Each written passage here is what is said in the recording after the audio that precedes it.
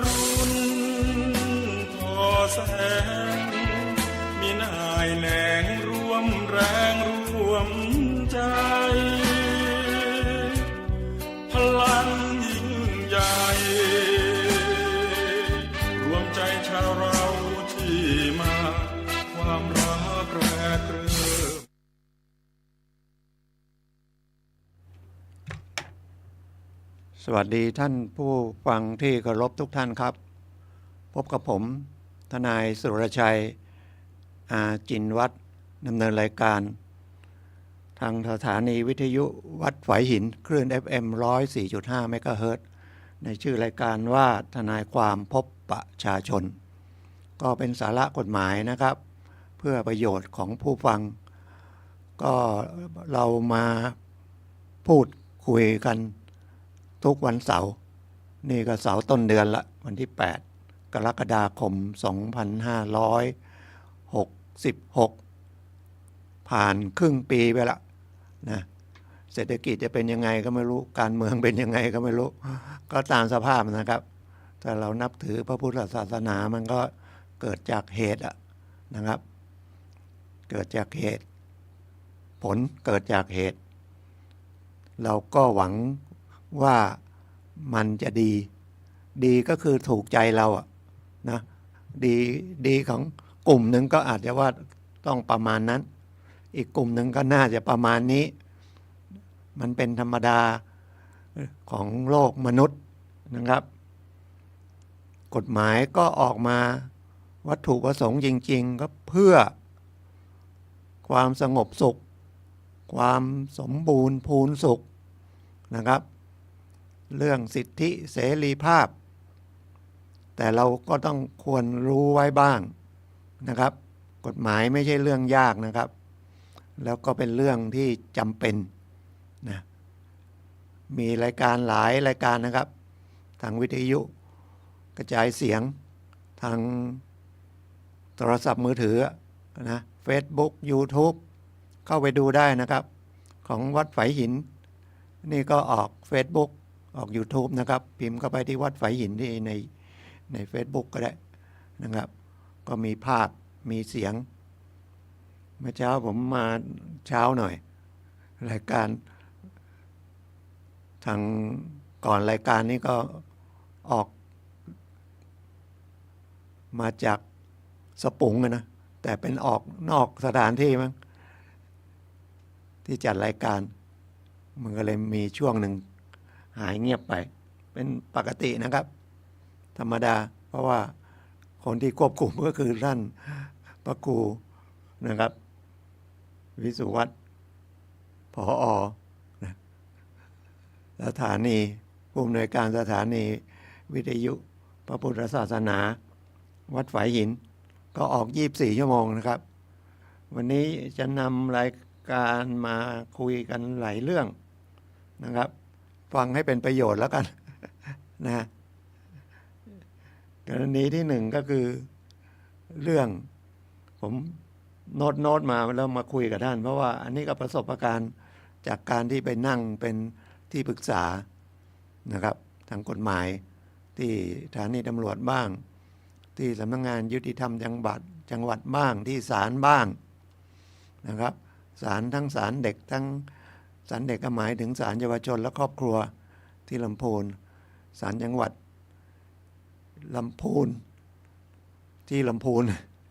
โรงพักก็ที่ลำพูน2โรงพักนะครับสถานีตำรวจภูธรเมืองลำพูนกับสถานีตำรวจภูธรนิคมอุตสาหกรรมถ้าในเชียงใหม่ท่านอยู่เชียงใหม่ท่านมีปัญหาอยากคุยอยากปรึกษาอยากหาความรู้ก็ที่โรงพักเชียงใหม่นะครับก็สถานีตำรวจภูธรช้างเผือกสถานีตำรวจภูธรเมืองเชียงใหม่สถานีตำรวจภูธรแม่ปิงนะครับช้างเผือกก็อยู่ช้างเผือกนะเซิร์ชก็ไปดู Google ก็ได้นะมันอยู่ทางไหนนะง่ายขอให้สนใจนะครับถ้าเราไปเก็บไว้หรือเราไปคิดไปถามคนที่รู้มั่งไม่รู้มั่งก็อาจจะยิ่งเครียดไปใหญ่แต่ว่าไม่ใช่ว่าทนายรู้ทุกคนรู้เท่ากันรู้เหมือนกันประสบการณ์ไม่เท่ากันการรู้การศึกษาก็ไม่เท่ากันนะครับเหมือนคนขับรถนะครับชำนาญมั่งไม่ชำนาญมั่งนะแต่อย่างน้อยๆเขาก็ต้องเรียน 3-4 ปีคณะนิติศาสตร์ก็เรียนกันจะมาเป็นทนายก็ต้องไปอบรมภาคทฤษฎีสอบผ่านภาคทฤษฎีต้องไปฝึกงานฝึกปฏิบัติงานแล้วกลับมาสอบความรู้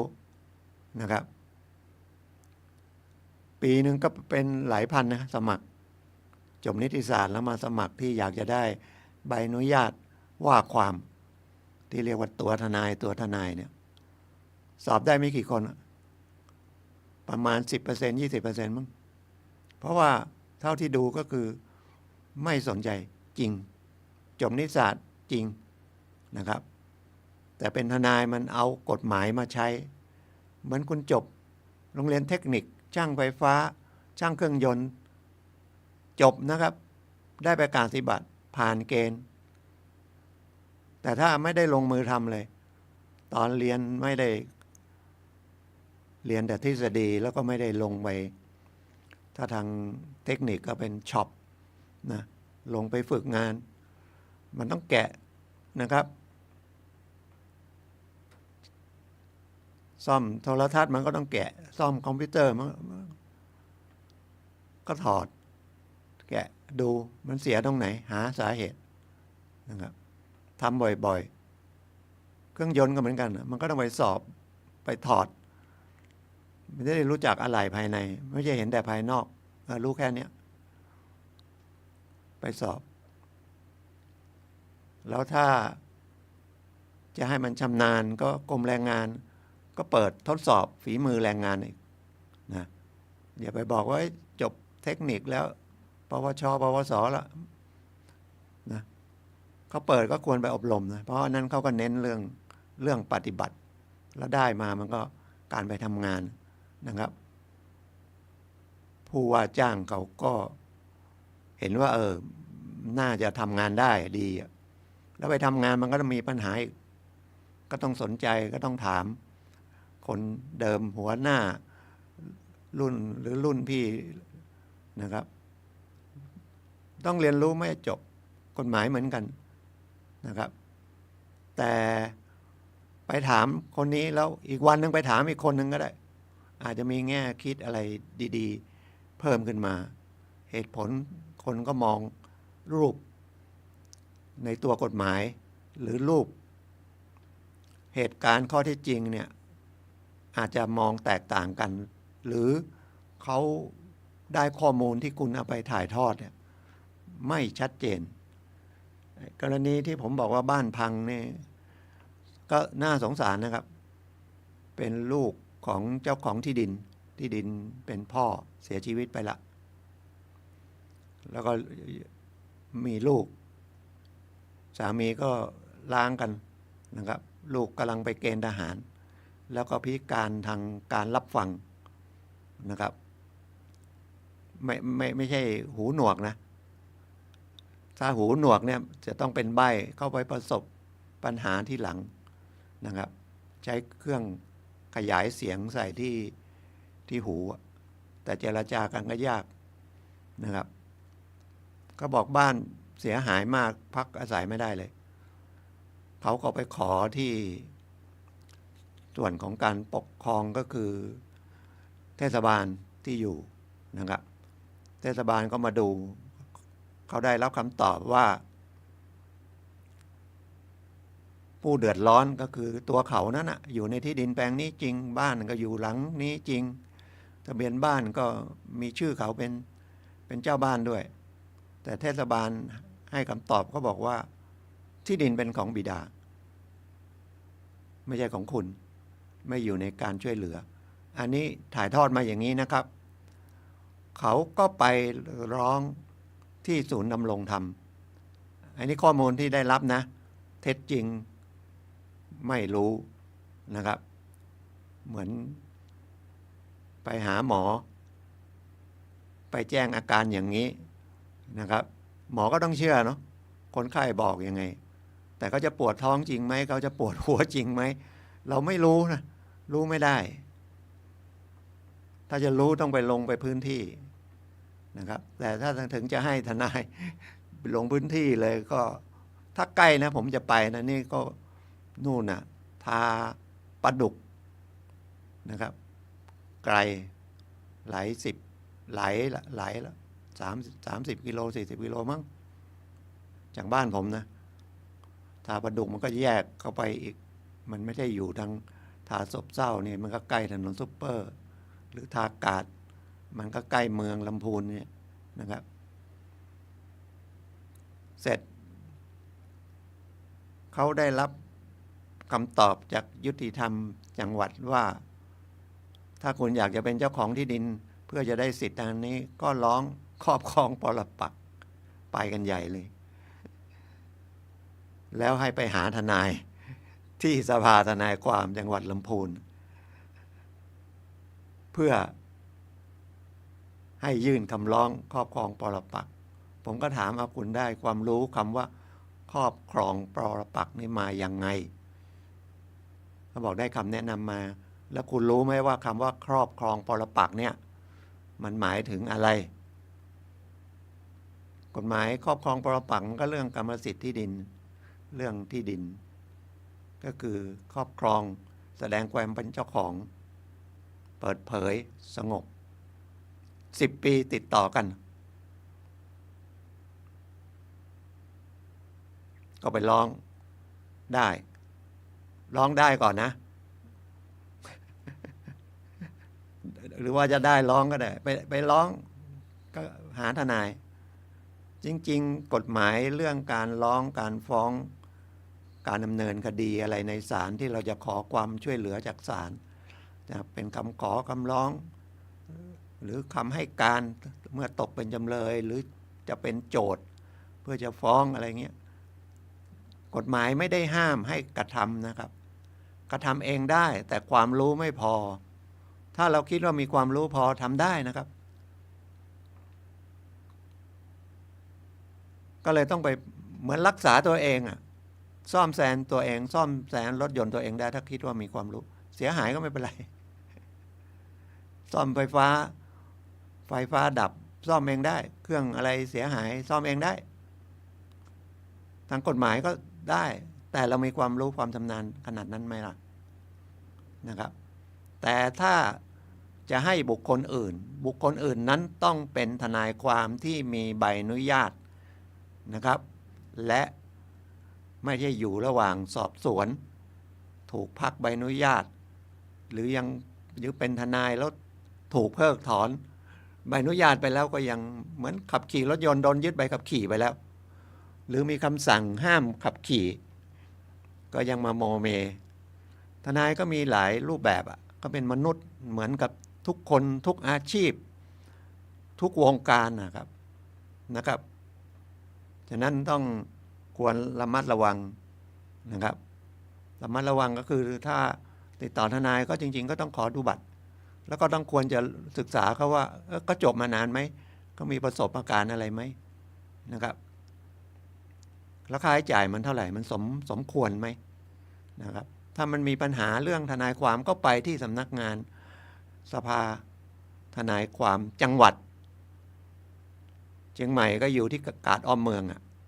นะครับกาดอ้อมเมืองอยู่ไหนก็เส้นมหิดลเนาะ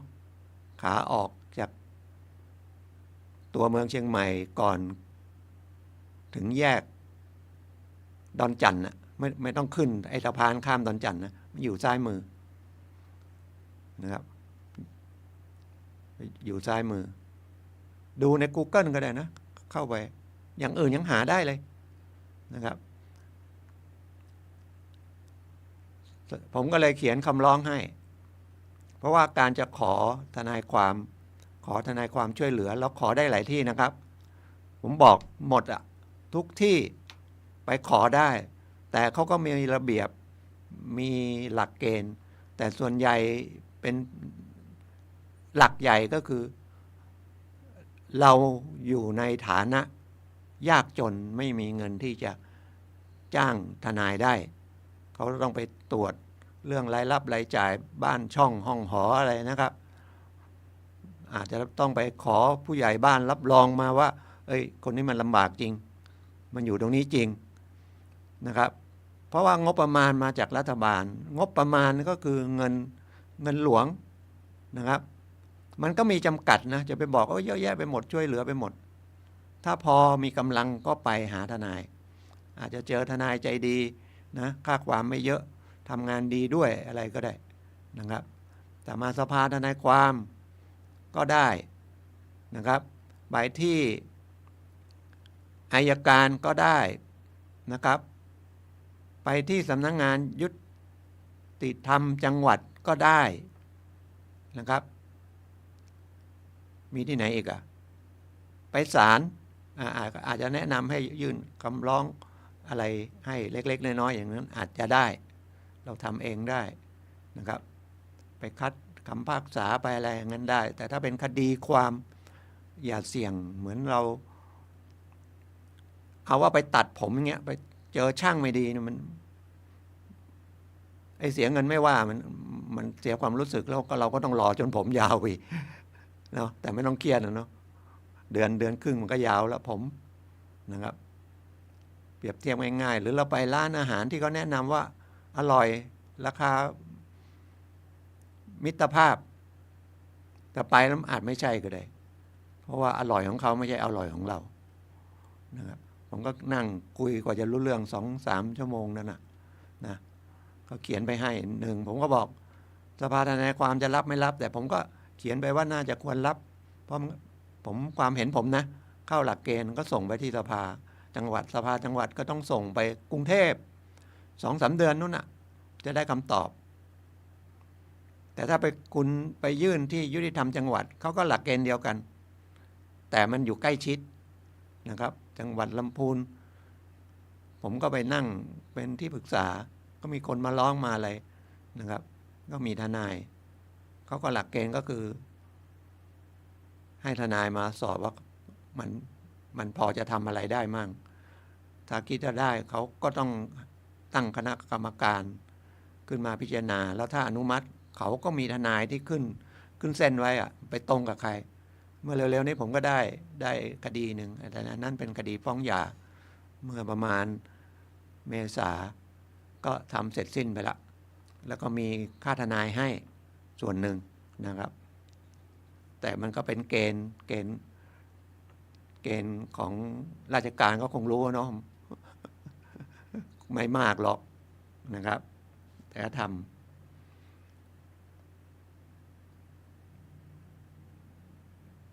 ใครที่ครอบครอง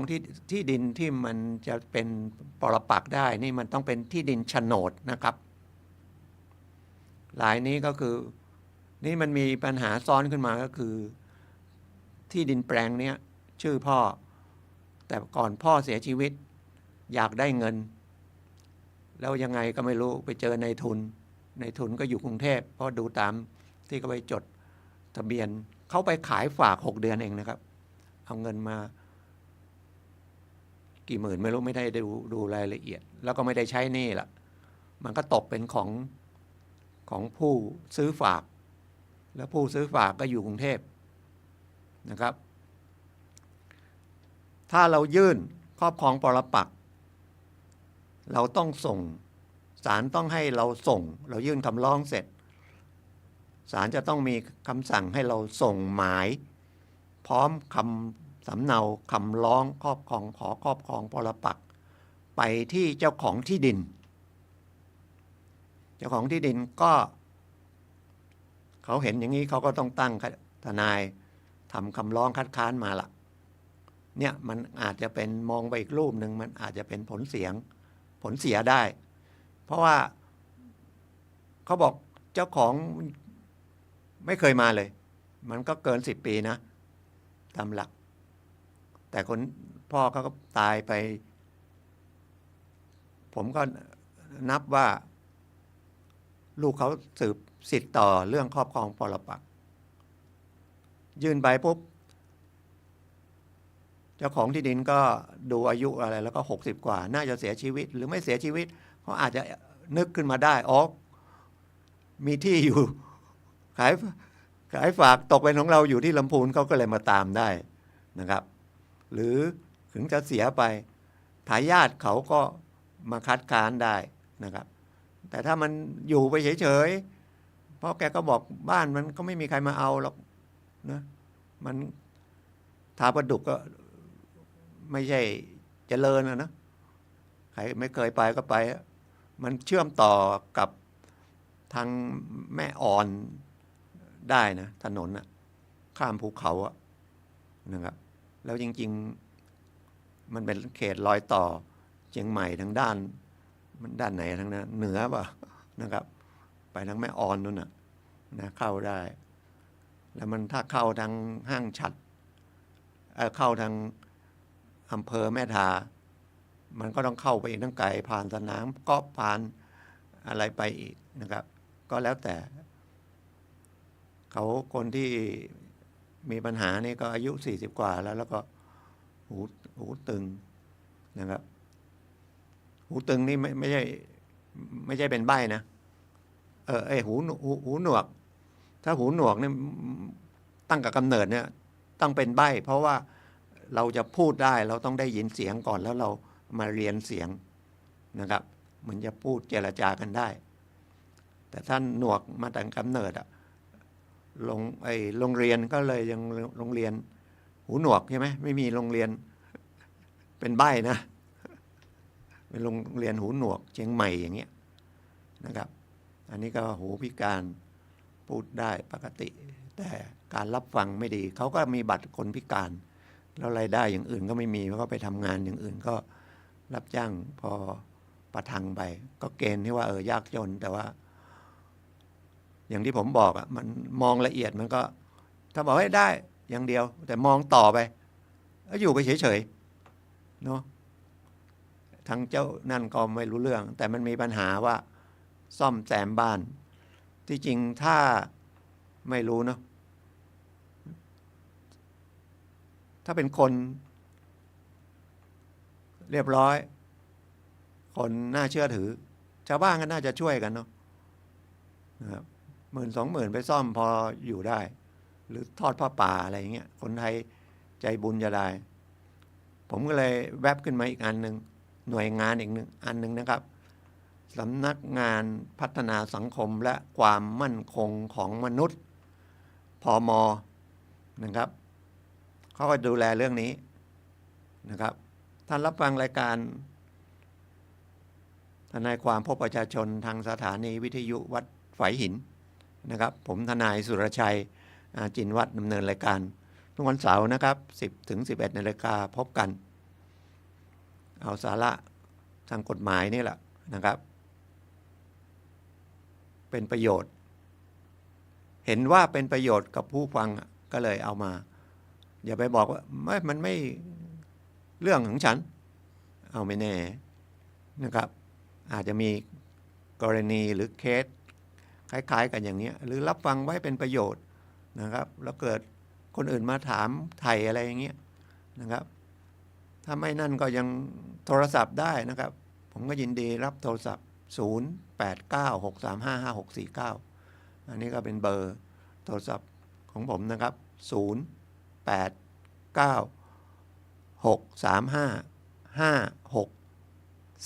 0896355649นะก็จะให้คำปรึกษานะครับก็อย่างที่บอกนะครับมันข้อมูลไม่ละเอียดการตอบ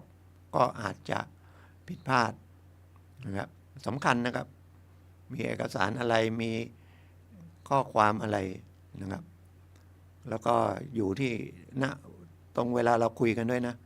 ะครับว่ามันมีสติดีพร้อมกันไหมไม่ใช่สมาธินะมันต้องมีสมาธิมันถึงจะคุยกันได้สตินะครับอารมณ์ช่วงนั้นนะครับที่คุยกันที่จะสื่อสารกันทำความเข้าใจให้มันเห็นปัญหาแท้ๆแล้วก็หาทางออกนะครับแต่ทางออกเนี่ยมันก็ต้องดูหลักกฎหมายดูหลักข้อเท็จจริงแล้วก็ดูกรณีตัวอย่างใน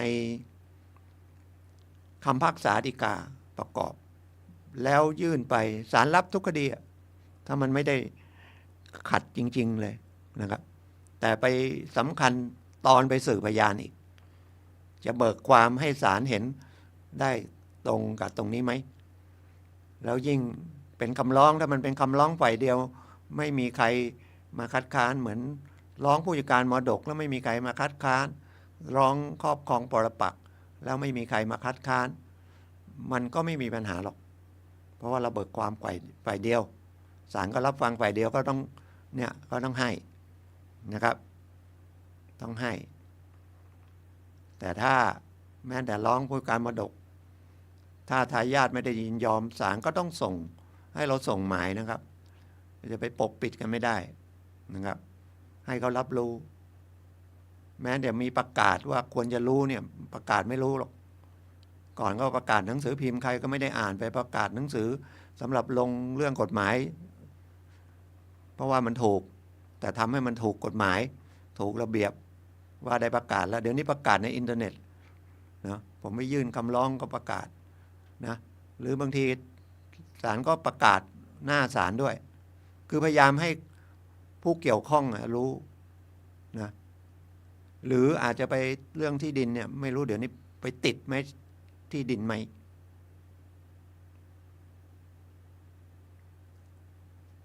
เพราะว่ามันเพื่อความเป็นธรรมนะครับผู้เกี่ยวข้องอื่นอาจจะโดนปกปิดนะครับมีทายาท4 คนก็บอกมี3 คนปกปิดเพราะความโลภแล้วก็ให้ข้อมูลกับทนายอย่างนี้ทนายก็ทำไปเช็คอะไรไม่เจอก็เชื่อถือนะก็ทำไปไม่นั้นเดี๋ยวก็ทนายโดนด้วยอย่างมีคดีนึงเนี่ยโอเคนะเรื่องบ้านพังโอเคแล้วนะเอาต่อเรื่องอื่นโยงกับจัดการมรดกเมื่อ2 วันนี้มาขอจัดการมรดกเจ้าของครอบครองเสียชีวิตแล้วเป็นระดับญาติระดับพี่น้องมันไม่ใช่ระดับลูกหรือผู้สืบสันดานพ่อแม่ตายไปละก่อนพ่อแม่ตายก็มีการยกอะไรให้ญาติให้พี่น้องทั้งหมดเลยให้พี่น้องทั้งหมด12 คนเสร็จแล้ว12 คนนี้ก็มายกให้คนเดียวทีนี้คนเดียวเนี่ยเสียชีวิตแล้วก็มีการญาติอีกคนก็คือน้องก็มีสิทธิ์ที่จะรับมรดกแต่เขาบอกว่าตรงนี้ตกลงกันแล้วให้เขาอยู่ตรงนี้เขาถึงปลูกบ้านจะร้องเป็นการมรดกคนเดียวสั่งเขาเป็นผู้การมรดกแล้วก็จะมาโอนเป็นของตัวเองเพราะเขาไปทำที่ดินแล้วที่ดินเห็นอย่างนี้ที่ดินไม่ทำแล้วครับเสี่ยงคุณจะเอาญาติมามันระดับพี่น้องมันเยอะเลยนะโอ้แล้วคนสมัยก่อนทำไมลูกเยอะเหลือเกิน12 คนถึงจะตายไปมันก็จะมีลูกของลูกนะกับพวกหลานนี่ก็มีสิทธิ์อีกนะผ ผมไม่นั่งคุย2 ชั่วโมงแล้วบอกจะทำคุณก็แล้วนอกจากมันไม่ใช่นั่นน่ะมันมีคู่สมรสอีกไงคู่สมรสก็มีมันก็มีส่วนในเรื่องมรดกเนี่ยแม้จะบอกว่ามันเป็นเรื่องมรดกมันไม่ใช่สินสมรสมันก็ต้องแจ้งเขาอะเหนื่อยเลยเนาะถ้าเจออย่างเงี้ยไม่อยากทำหรอกยากจะไปเรียกค่าความเยอะๆก็ลำบากไม่ค่อยมีสตางค์อีก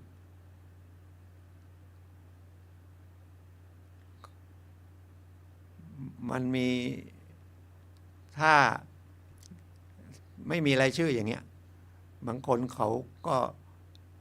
มี3 คนก็มาบอกเหลือ2 คนอย่างเงี้ยทนายไม่รู้แล้วไม่ได้เห็นไปเช็คอะไรก็ไม่ได้นะทะเบียนบ้านไปเช็คมันก็มีแค่คน2 คนจริงทั้งที่เดิมมันอาจจะมีมากกว่านั้นก็ได้เนาะเพราะเล่มเก่ามันทิ้งไปแล้วนะประวัติเดิมอย่างเงี้ยบางที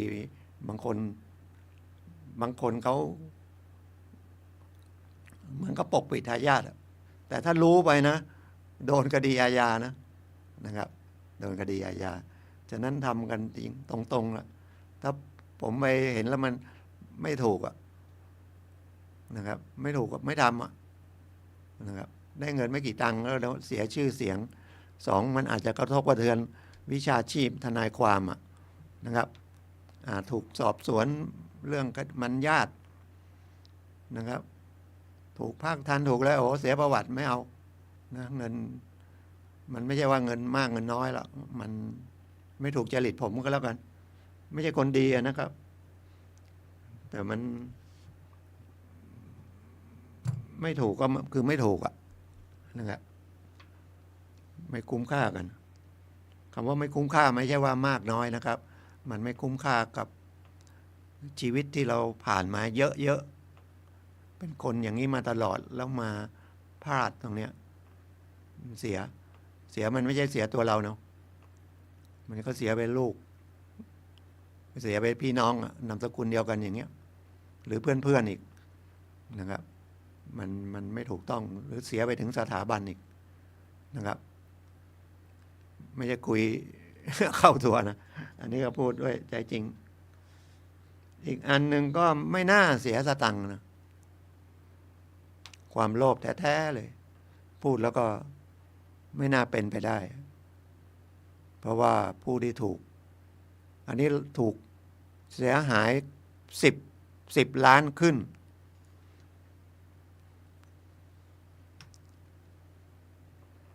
เสียหายเกือบ100 คนแล้วผู้เสียหายนี่ก็ถือว่าเป็นระดับผู้มีความรู้เป็นผู้อยู่ในวงการศึกษาเหตุเกิดที่ลำพูนแต่บริษัทเขาจดเป็นบริษัทตั้งอยู่ที่แถวสารพี มีหนังสือสัญญาเรียบร้อยเลย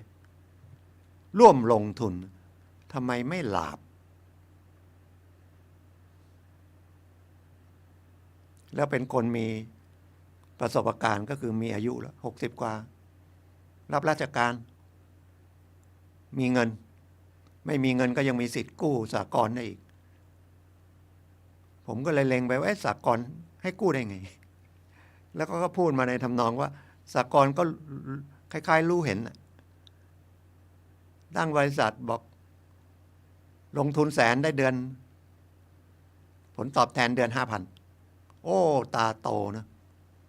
เป็นเราก็ตาโต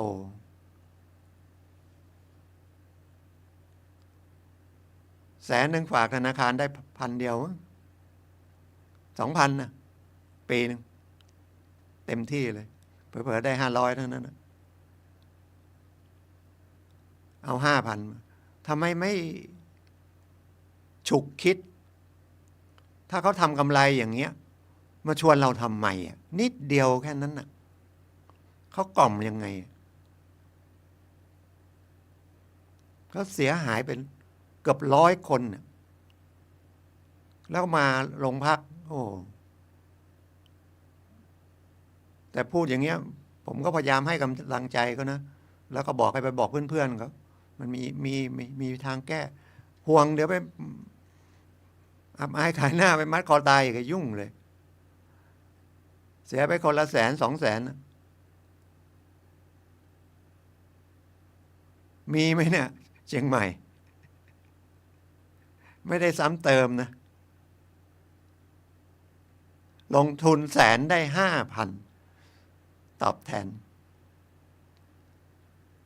เป็นผมทำอย่างนี้ผมก็ไม่ไปบอกใครหรอก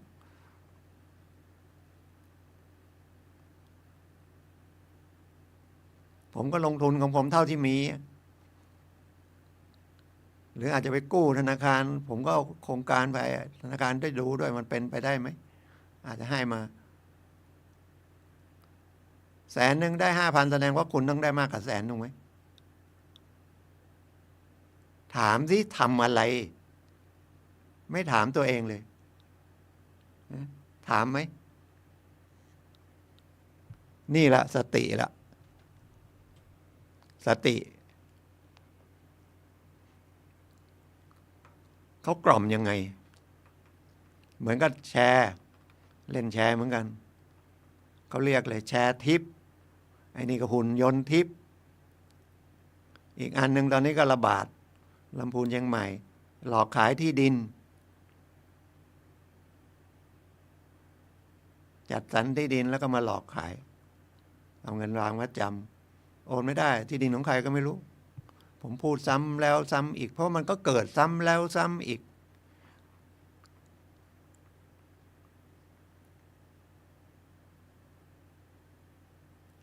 มันไม่มีนะครับแล้วมันเกิดมา30-40 ปีแล้วเอาง่ายๆไอ้เรื่องลงทุนถ้าคนรุ่นเดียวกับผมอายุ70จะใกล้80เนี่ยแชร์ชะม้อยแต่มันเกิดกรุงเทพเนาะ อาจจะทางนี้ไม่รู้เรื่องแชร์ชะม้อยคนไม่ค่อยรู้หนังสืออะไรแต่อ้างกองทัพอากาศค้าน้ำมันจะไปซื้อรถน้ำมันวิ่งใครจะลงทุนเป็นคันก็ได้เป็นล้อก็ได้เป็นล้อคือ1 ใน 4ล้อประมาณ80,000โอ้โหสูงนะ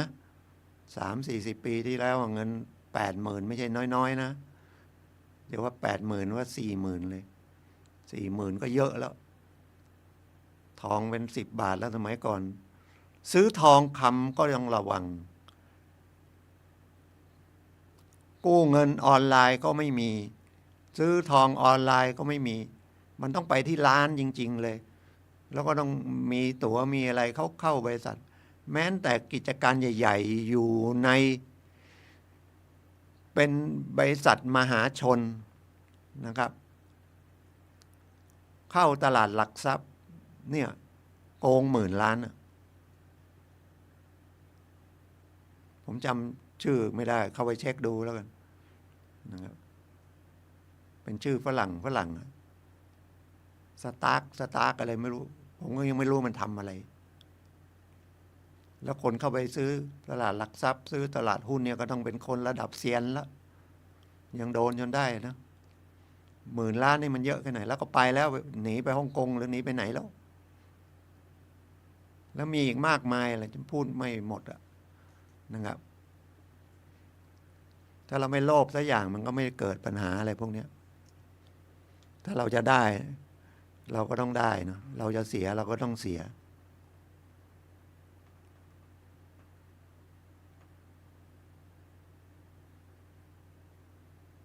หุ่นยนต์เนาะโรบอทเนาะ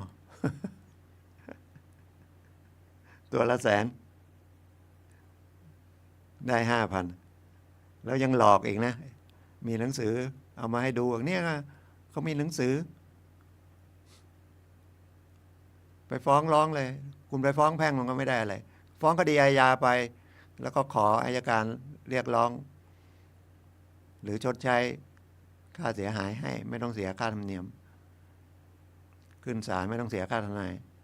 ก็เหนื่อยลงไปที่ตำรวจแล้วก็อย่าไปเครียดตำรวจนะเขาก็ทำงานแทบตายแล้วนะสารพัดเรื่องบางคนเครียดพึ่งไม่ได้ตำรวจไปว่าอย่างนั้นเขาเสียกำลังใจ ก็ตอนจะทำอะไรไม่เห็นมาถามตำรวจก่อนเลย มาปรึกษาก่อนเลย อย่างนี้มันเป็นไปได้ไหมโอ้เดี๋ยวมันบาทัน เดี๋ยวเขาบอกมีแค่เนี้ยมี100 ตัว ไม่เอามันหมดแล้วนะหมดรุ่นนี้ก็เลิกแล้วฉันทำแค่100 ตัวพอแล้วนะเขาก็กล่อมได้เหมือนหลักการขายทั่วๆไปเลยเขาสอนกันนี่ก็คือ เอาจากความโลภเราโฆษณาของดีของถูกของแถม ของดีของถูกของแถม ออกทีวีด้วยนะ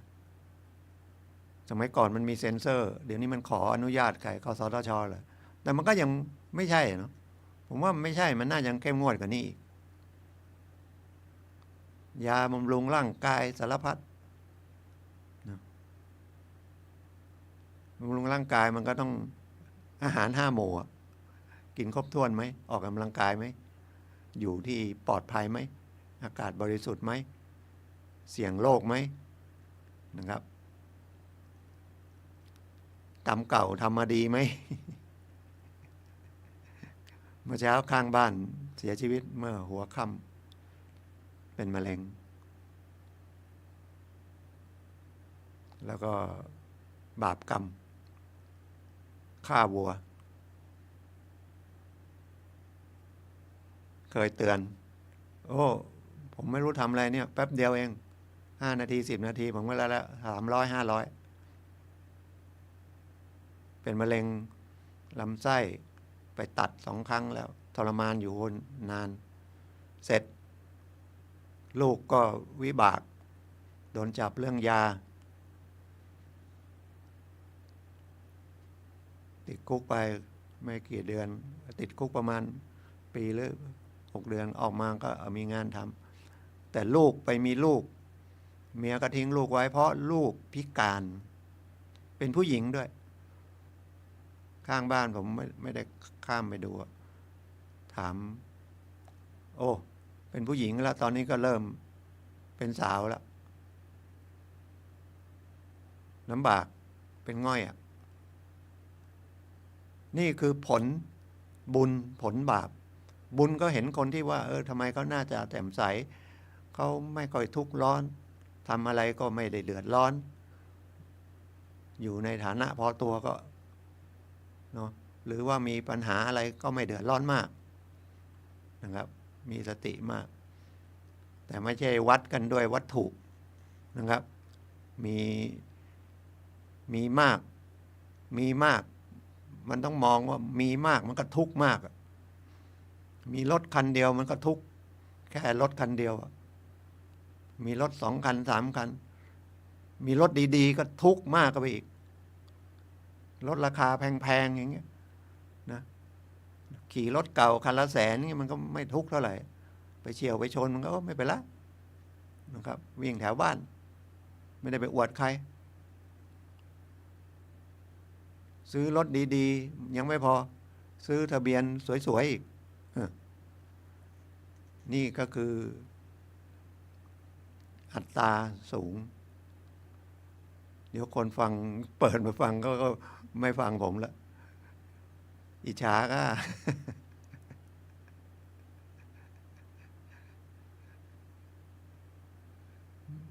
เจอคนหนึ่งนะเรียนตอนนี้ทำปริญญาเอกเรื่องการพยากรณ์แล้วมาสัมภาษณ์ผมแล้วพอดีผมก็ไปอ่านหนังสือไอ้เรื่องพยากรณ์เนี่ยมันมีมาก่อนนะไอ้หลักพยากรณ์โหราศาสตร์อะไรอย่างเงี้ยดูลายมือดู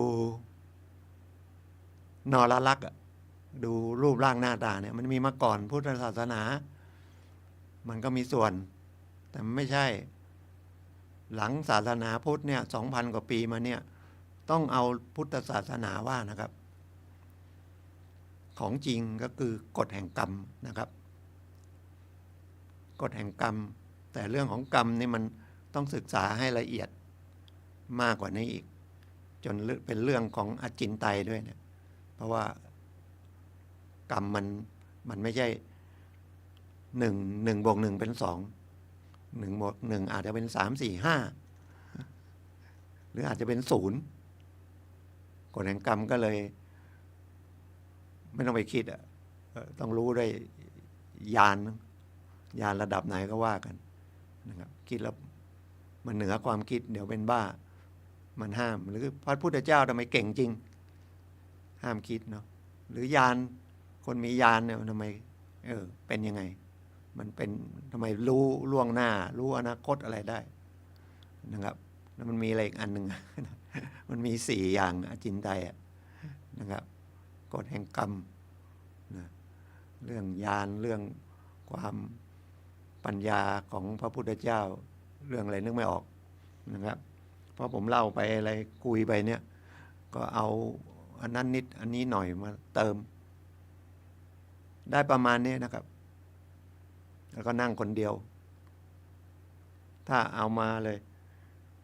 บทนั้นบทนี้เท่าไหร่เอามาก็มาจดพอเราเห็นได้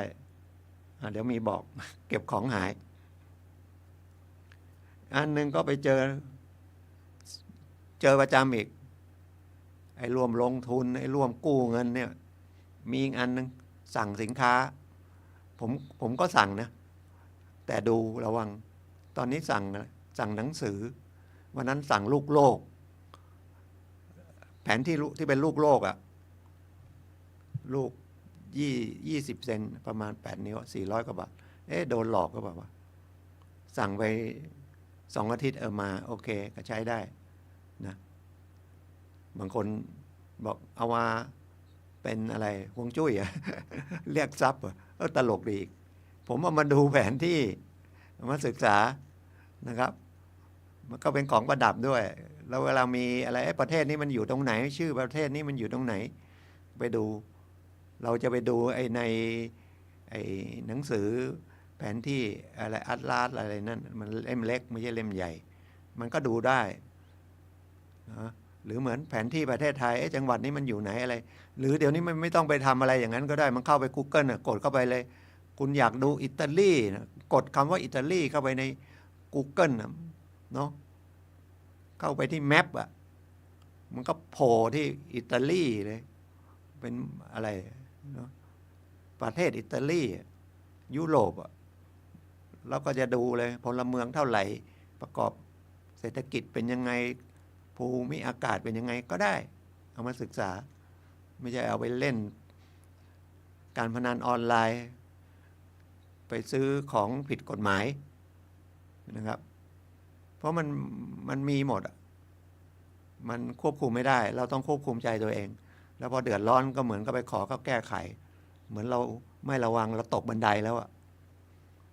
เนาะก็ต้องไปหาหมอแข้งขาหักเราก็ต้องมาใส่เฟือกนะครับดีไม่ดีเกิดเป็นเบาหวานแล้วตกไปเป็นแผล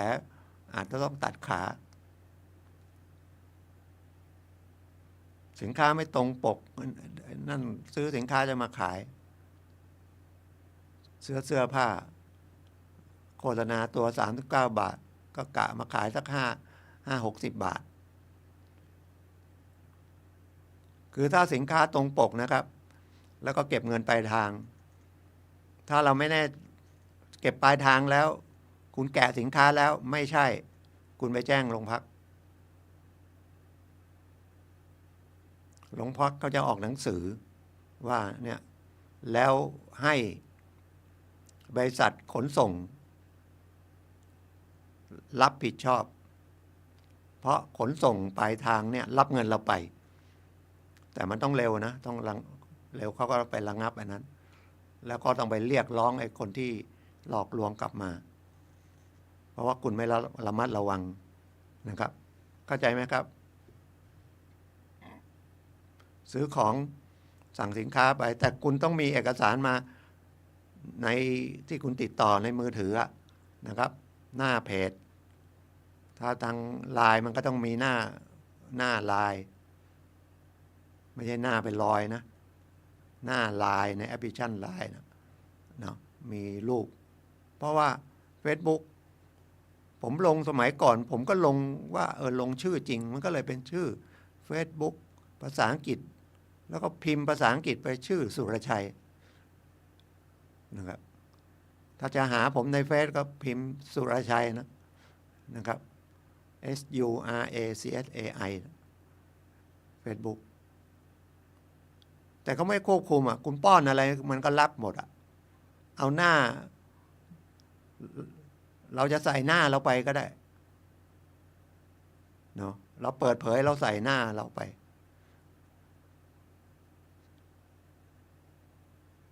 Facebook มันไม่ตรวจไม่รู้อ่ะคุณมีครบมันก็รับคุณเป็นใช้บริการได้บางคนก็เอาหน้าคนอื่นบางทีก็ไปปลอมเพจคนอื่นพูดถึงตรงนี้ได้มีคนปลอมเพจอาจารย์อั้นนะอาจารย์อั้นอาจารย์อดิศักดิ์ที่อยู่มช.คณะบริหารนะท่านชอบบริจาคระดมเงินทำบุญนะครับ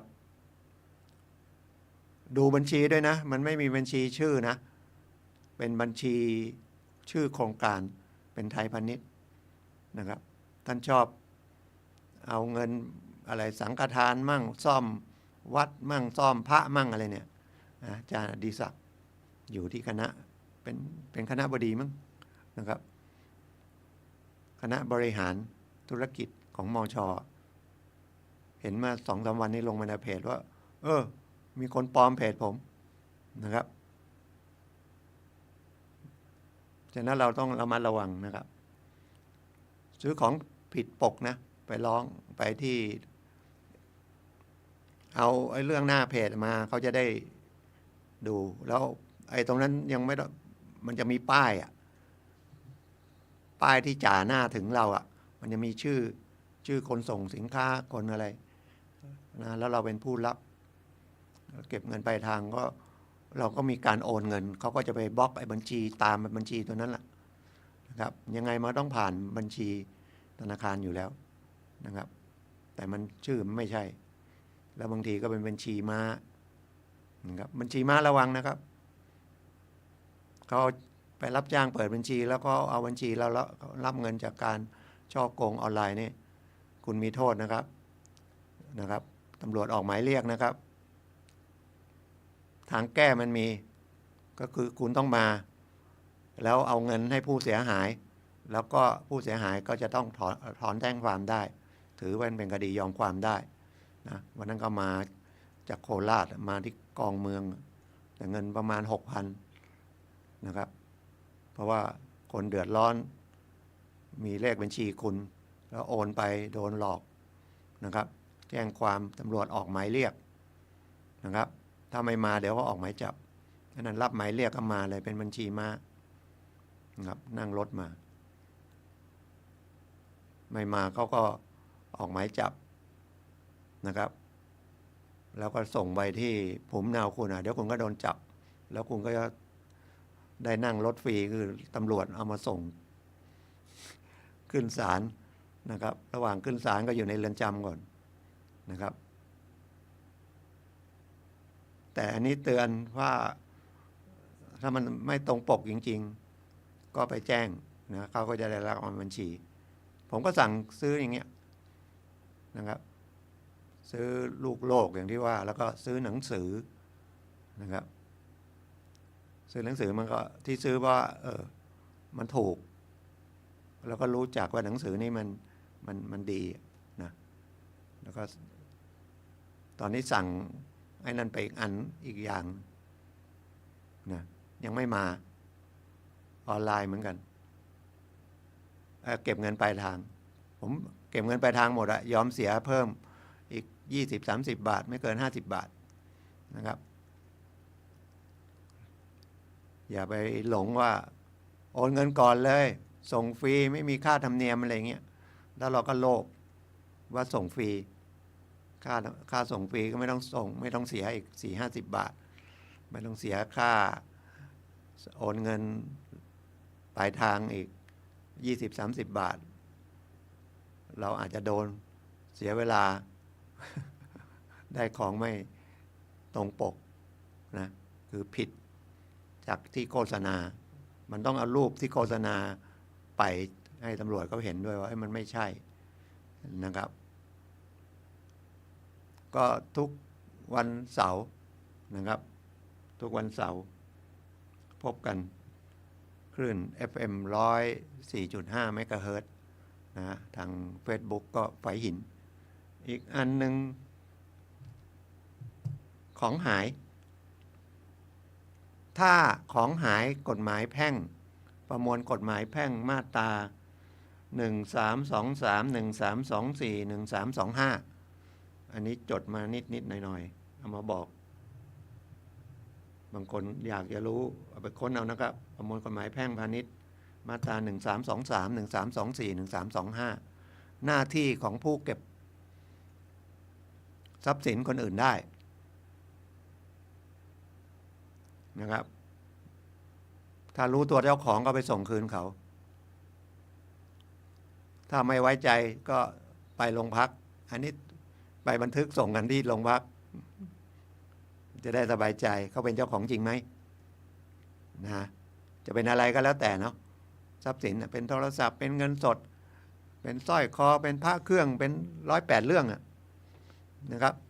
แต่ถ้าเป็นของผิดกฎหมายนี่ไม่ได้นะไม่ใช่เป็นยาบ้า ใครก็คุณเอามาแล้วบอกว่าเนี่ยผมเก็บได้กลางถนนเนี่ย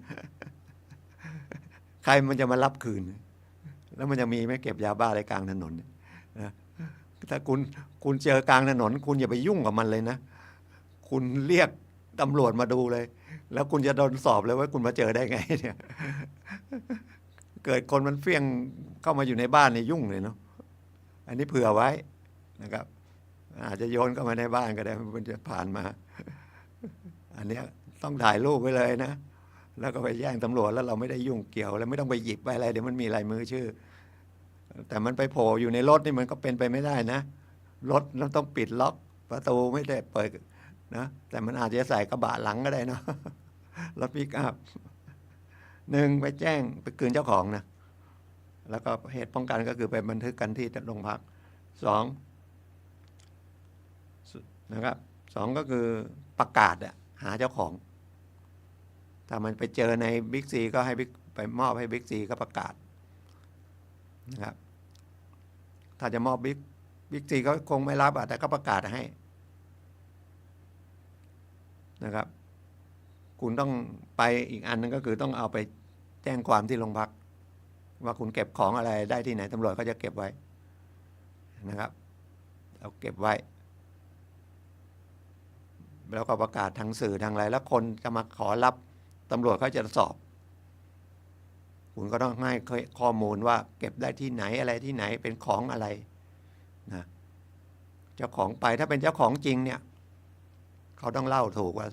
ของเขาเป็นอะไรนะแล้วก็ทำต่อหน้าตำรวจนะครับ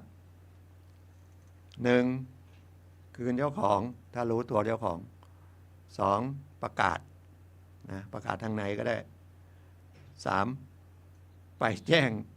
เอาไปมอบให้ตำรวจเลยนะครับตำรวจก็จะบันทึกว่าคุณเก็บอะไรได้อะไรที่ไหนนะครับแล้วก็ตำรวจก็พยายามกระจายข่าวไว้ว่าอะไรอันนี้เป็นเงินนะครับหายที่เขาเจอเงินที่โรงพยาบาลลำพูนคนฟังอาจจะเป็นเจ้าของเงินก็ได้นะไปรับนะครับที่โรงพักกองเมืองลำพูนสถานีตำรวจภูธรเมืองลำพูนนะครับหายเมื่อวัน 2-3 วันนี้แหละต้องเป็นจริงนะไม่ใช่เดี๋ยวใครโมเมไปรับก็ติดคุกนะครับ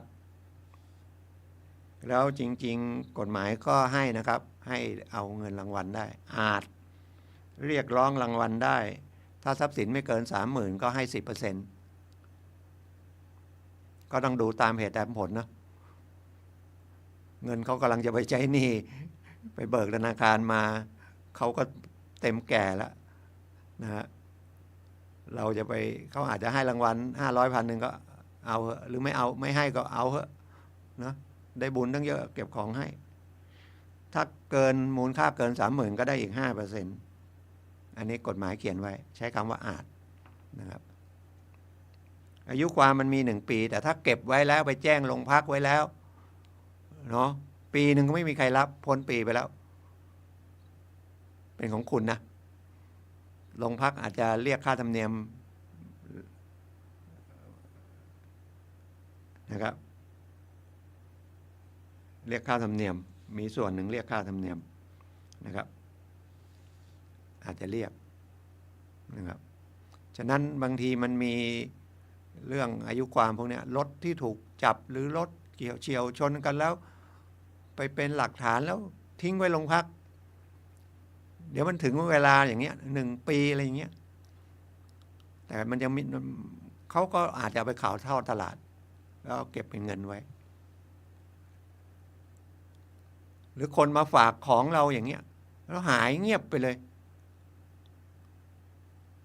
เกินปีก็น่าหลักอันนี้ก็น่าจะตกเป็นของเรานะยกเว้นวัตถุโบราณนะครับ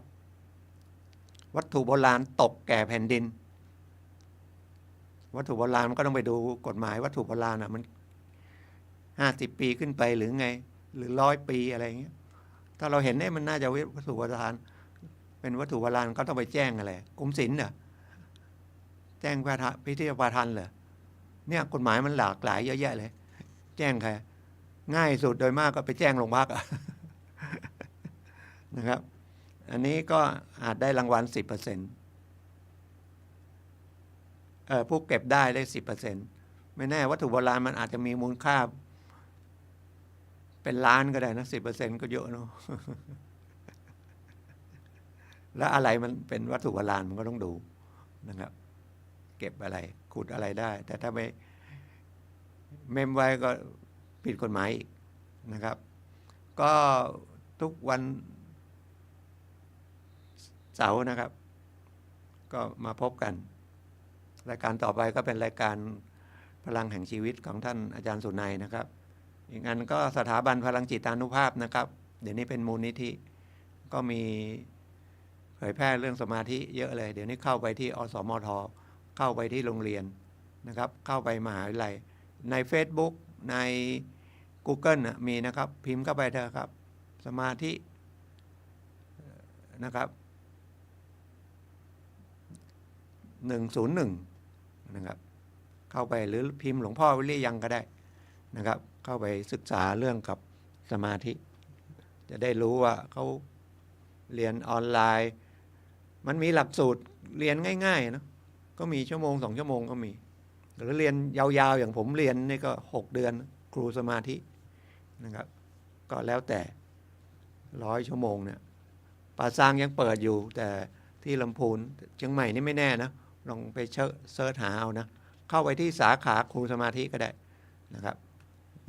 วันนี้ก็ขอบคุณทุกท่านนะครับขอทุกท่านโชคดีครับพบกันใหม่วันเสาร์หน้าครับวันนี้ขอออกก่อนรายการนิดนึงนะครับสวัสดีครับ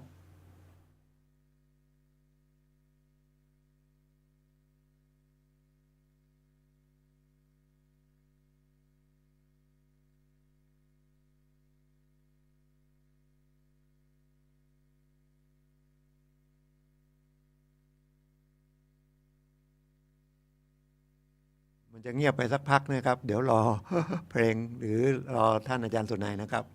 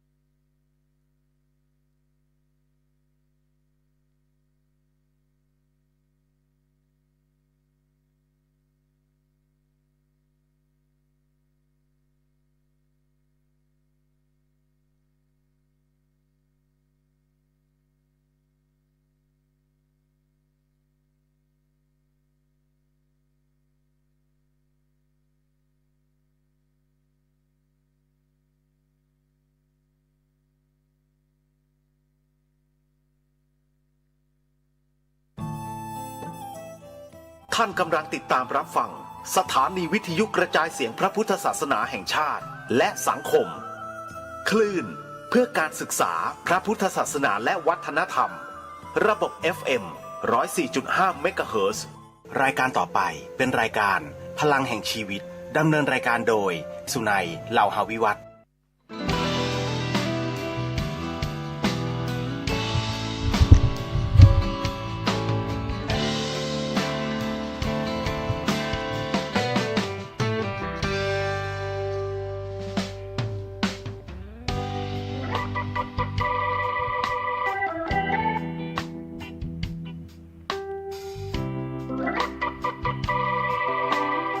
ลุกขึ้นมาฉายแสงเถิดชีวิตเป็นเช่นเจ้าสร้างขอต้อนรับเข้าสู่รายการพลังแห่งชีวิตรายการเพื่อการสร้างแรงบันดาลใจโดยผมสุนัย เหล่าหาวิวัฒน์ผู้ดำเนินรายการมาพบกับท่านผู้ฟังทุกวันเสาร์เวลา 11 โมงถึงเที่ยงทางสถานีวิทยุเพื่อการศึกษาพระพุทธศาสนาและวัฒนธรรมคลื่น FM 104.5 เมกะเฮิรตซ์ออกอากาศณวัดฝายหินมหาวิทยาลัยเชียงใหม่จังหวัดเชียงใหม่สำหรับท่านผู้ชมที่ชมผ่านทางโซเชียลมีเดียนะครับได้ทั้ง YouTube Facebook ถ้า YouTube นี่ก็พิมพ์ภาษาไทยว่าวัดฝายหินถ้าเป็น Facebook ภาษาอังกฤษกันหน่อยครับทีวีฝายหิน FAIHIN นะครับรายการของเราเป็นรายการสดในช่วง15 นาทีสุดท้ายก่อนหมดรายการท่านผู้ฟังสามารถโทรศัพท์เข้ามาซักถามได้ในเรื่องที่เราคุยกันเนี่ยนะครับที่หมายเลข 0857088122 เมื่อสักครู่ผมยกหนังสือนี้ขึ้นมานะครับหนังสือนี้เป็นหนังสือพระปริตธรรมนะเป็นหนังสือที่น่าอ่านนะครับที่วัดของเราเนี่ยคือวัดฝายหินเนี่ยนะครับก็จะมีหนังสือตำรับตำราแบบนี้นะครับเราสามารถที่จะหาอ่านได้นะครับท่านผู้ฟังครับนี่ผมเข้ามาระหว่างรอรายการในช่วงก่อนผมก็อ่านหาความรู้ไปด้วยท่านผู้ฟังครับวันนี้รายการพลังแห่งชีวิตของเรานำเสนอในเรื่องเปลี่ยนอัตลักษณ์เปลี่ยนชีวิตครับเดี๋ยวผมเช็คกับทางบ้านนิดนึงนะ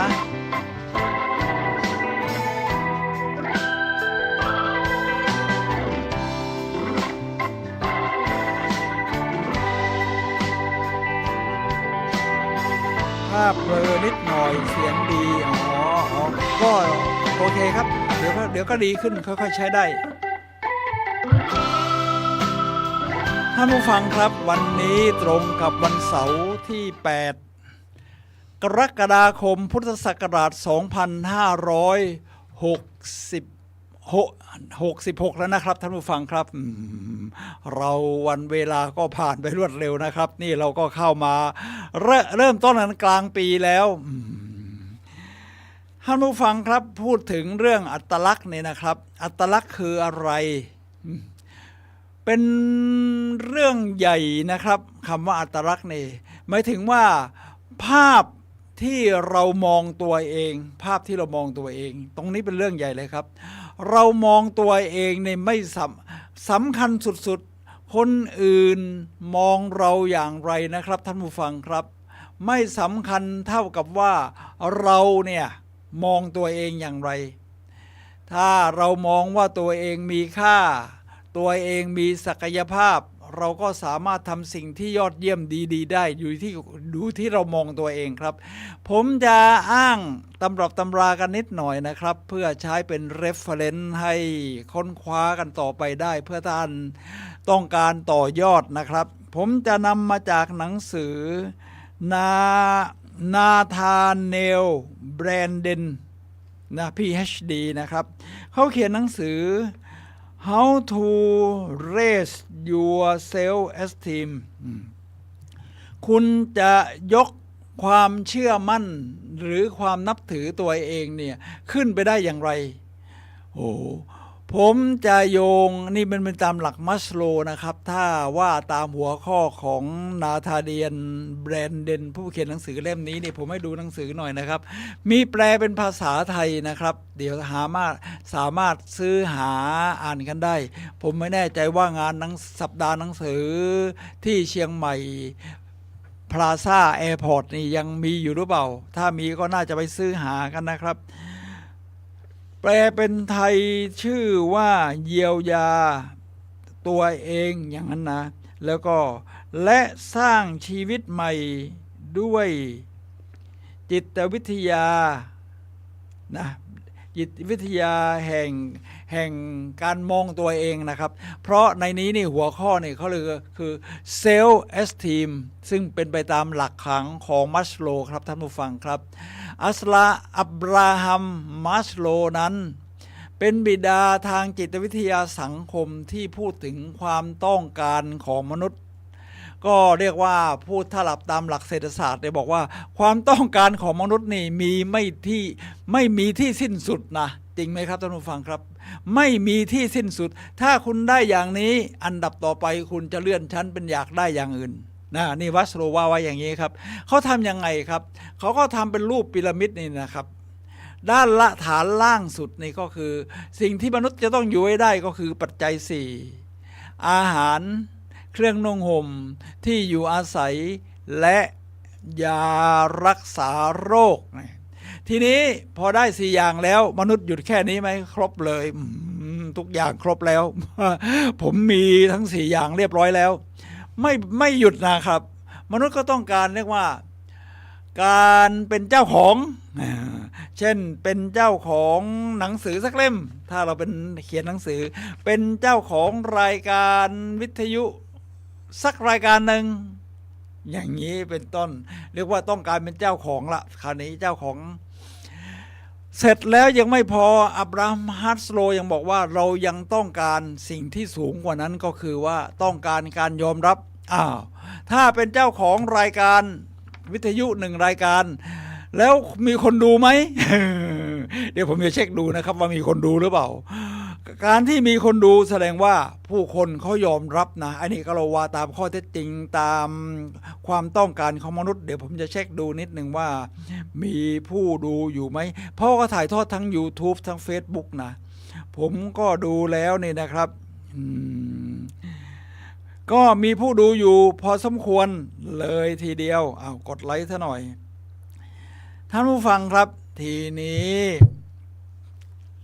เราก็ความต้องการนี้ยังไม่ได้พอแค่นี้นะเรายังต้องการสิ่งอื่นๆอีกเช่นต้องการมีอำนาจต้องการสูงสุดก็คือการนับถือตัวเองคือมันต้องเชื่อมโยงกับสิ่งที่เราจะพูดในวันนี้คืออัตลักษณ์นี่นะครับท่านผู้ฟังครับผมจะนำคำพูดของนาธาเดียนแบรนเดนมาพูดถึงเพื่อต่อยอดนี่นะครับท่านผู้ฟังครับความคิดที่มีต่อตัวเองหรือในแปลนี้เขาบอกว่าอัตตมโนทัศน์หรือเซลฟ์คอนเซปต์คือความคิดเกี่ยวกับตัวเราว่าเราเป็นใครและเป็นอะไรผมว่าต้องตอบคำถามนี้ก่อนนะแล้วเราเชื่อว่าเราเป็นใครอ่ะ ผมเชื่อว่าผมเป็นผู้ที่มีศักยภาพผมเชื่อว่าผมเป็นผู้ที่มีความสามารถแล้วจะเป็นอะไรผมเมื่อมี2อย่างนี้มีอีกหลายๆอย่างประกอบที่ไม่ได้พูดถึงผมจะเป็นอะไรผมก็เป็นนักเดินทางผมก็มองภาพตัวเองอย่างนี้เลยนะครับว่านี่อาจารย์สุนัยเนี่ยเป็นนักเดินทางรอบโลกประมาณนั้นนะครับเดินทางรอบโลกผมก็เดินทางมาแล้วจริงๆคือ67ประเทศถ้าต้องการดูว่าอาจารย์สุนัยบอกไปเที่ยว67ประเทศเนี่ยไปจริงหรือเปล่ามีหลักฐานครับเดี๋ยวนี้มันเป็นโลกออนไลน์ใช่ไหมครับก็คือ YouTube โดยชื่อช่องเกี่ยวกับการท่องเที่ยวของผมชื่อว่าช่องสุนัยทัวร์มี2ช่องนะสุนัยทัวร์เป็นภาษาอังกฤษธรรมดาช่องหนึ่งแล้วสุนัยทัวร์2ก็ไม่ได้ต่างอะไรกันก็เพียงแต่ต่อกันชุดแรกก็เป็นอเมริกายุโรป ชุดที่2ก็เป็นประเทศอื่นๆต่อมานิวซีแลนด์แคนาดาอะไรทำนองนี้ครับมันจะได้เวลาค้นหาจะได้มันดูไม่ได้ไม่ยากนาธาเนียล แบรนเดนต่อความคิดเกี่ยวกับตัวเราเองจะเป็นตัวกำหนดชะตาชีวิตของเราผมว่าอันนี้เรื่องใหญ่นะถ้าคนอื่นเชื่อว่าเราเป็นอย่างไรอาจจะถูกก็ได้ผิดก็ได้แต่ถ้าเราเชื่อว่าเป็นอะไรอย่างนั้นน่ะมันใช่เลยครับเดี๋ยวผมจะต่อยอดขยายความนะครับท่านผู้ฟังครับฟังเพลงสักนิดหนึ่ง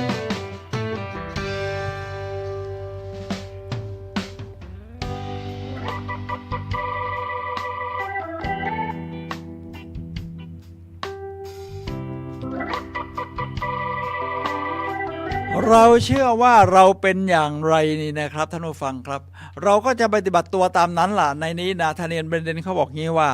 มันเป็นตัวกำหนดชะตาชีวิตเลยนะเช่นยกตัวอย่างผมแม้จะทำงานสายการเงินเป็นระดับผู้บริหารนี่นะครับท่านผู้ฟังครับแต่ผมอยากเป็นวิทยากร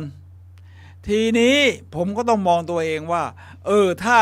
อาจารย์สุนัยจะไปเป็นวิทยากรประเภทสร้างแรงบันดาลใจเนี่ยเราต้องทำอย่างไรครับผมก็ต้องมีค่าทางกระตือรือร้นเนี่ยเป็นดีเจผมก็แม้จะนั่งเฉยๆพูดแล้วไม่เห็นคนฟัง ผมก็มีท่าทางกระตือรือร้นได้ครับกระตือรือร้นได้ผมก็ฝึกให้มันกระตือรือร้นแบบนี้นะครับฉะนั้นมันก็เป็นตัวกำหนดชะตาชีวิตทีนี้พอไปเป็นวิทยากรเนี่ยผมต้องหาความรู้ต้องเข้าอบรมหลักสูตรต่างๆเช่น NLP Neuro Linguistic Programming มันก็กำหนดชะตาชีวิตของผมพอเราสร้างเว็บไซต์ขึ้นมาเรียกว่าผมไปเป็นวิทยากรเนี่ยไม่ต้องมีการขายตรงเลยว่าติดต่อบริษัทโน้นองค์กรนี้ครับหน่วยราชการนั้นช่วยมาเชิญผมไม่บรรยายหน่อยไม่มีครับเขาก็เสิร์ชหาในออนไลน์แล้วก็เจอผมพอเห็นรูปต่างๆที่เราไปบรรยายมาเขาก็เรียกว่าเอาละเนี่ยใช่เอานี่ผมจะให้ดูตัวอย่างการบรรยายนะครับเรียกว่าเราก็ขายตัวเองนะมันเป็นการกำหนดชะตาชีวิตของเราผมจะให้ดูว่าวันนี้เนี่ยที่ผมมาพูดผมก็ต้องมีการโฆษณาประชาสัมพันธ์กันก่อนเราก็ลงรูปของเราเองนี่ประมาณนี้นะครับนี่หน้าตาของการโฆษณาสะท้อนแสงไหมมีการสะท้อนแสงนิดหน่อยเอาถอยหลังมาประมาณนี้ก็อาจจะเห็นกันพอประมาณนะครับท่านผู้ฟังครับเห็นกันพอประมาณนี่แหละครับท่านผู้ฟังครับเราก็จะปฏิบัติตัวแบบนั้นพอมันกำหนดชะตาชีวิตทำให้ชีวิตการเป็นวิทยากรของผมนี่นะครับสามารถบรรยายไปนี่500 กว่าคอร์สนะภายในระยะเวลา10 ปีทีนี้เรามาต่อของผู้เขียนหนังสือเรื่องนี้นี่นะครับนาธาเนียลเนี่ยเขาบอกว่ากล่าวคือภาพที่เรามองตัวเองจะมีอิทธิพลต่อการเลือกและการตัดสินใจสำคัญในชีวิตทั้งหมดของเรานะครับท่านผู้ฟังครับมันจะเป็นตัวกำหนดเลยมันเรียกว่าเอามากำหนด priority เลยก็ได้ว่าpriority ไหนเนี่ยคือเวลาเนี่ยเรามีจำกัดนะเวลาเนี่ยมันมีจำกัดในชีวิตของแต่ละคนนะครับมี24 ชั่วโมงเท่ากันต่อ1 วันเดือนนึงก็30 วันหรือมากกว่าปีนึงก็365 วันนี่นะครับท่านผู้ฟังครับทั้งหมดนี้มันมีจำกัดแล้วเราจะทำทุกอย่างได้ไหมไม่ได้ครับมันไม่พอเวลาไม่พอภาษาเศรษฐศาสตร์เขาเรียกว่า opportunity cost ถ้าคุณทำอย่างหนึ่งคุณก็จะเสียโอกาสอีกอย่างหนึ่งคุณจึงต้องเลือกโดยใช้การมองตัวเองเลือกอัตลักษณ์เนี่ยว่าเราเป็นใครเราต้องการอะไรนะครับท่านผู้ฟังครับกล่าวคือภาพที่เรามองตัวเองจะมีอิทธิพลต่อการเลือกฉะนั้นการเลือกมันเลือกได้หลายอย่างที่สำคัญสุดๆก็คือเลือกใช้เวลาครับท่านผู้ฟังครับเวลานี่เป็นเรื่องใหญ่เลยมันจะเป็นตัวกำหนดเลยนะครับท่านผู้ฟังครับไอ้ที่เรื่องอื่นๆมันก็มีประกอบกันเช่นเลือกการคบเพื่อนศาสนาพุทธของเราก็บอกว่ากัลยาณมิตรใช่ไหมไม่ใช่คบสเปะสปะไปเรื่อยทีนี้พอมาถึงการใช้เวลานี่นะครับท่านผู้ฟังครับมันมีโลกของออนไลน์จริงไหมโลกของออนไลน์นี่แหละครับท่านผู้ฟังครับมันสำคัญมากๆที่ทำให้เราใช้เวลากับมันเยอะผมก็ถามว่าเราเล่นออนไลน์นี่เราเล่นอะไรกันบ้างแน่นอน Facebook คนไทยนี่นิยมสุดๆแล้วก็จะมีไลน์ถ้าจะดูก็ YouTube อะไรทำนองนี้นะครับแล้วตอนนี้ก็มีอะไรของมาร์ค ซักเคอร์เบิร์กแห่ง Facebook เขาก็ทำอะไรเขาบอกว่า โปรแกรมใหม่ของเขาเนี่ยนะจะล้างจะเรียกว่าจะลบล้างทวิตเตอร์นะทวิตเตอร์เลยนะครับนี่โอ้โห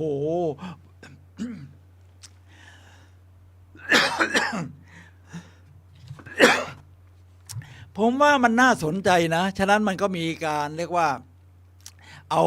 พัฒนากันไปขึ้นไปเรื่อยๆทีนี้เวลาเราจะเลือกใช้เวลาแน่นอนอยู่แล้วว่า ถ้าเราต้องการเป็นอะไรผมต้องการเป็นนักเดินทาง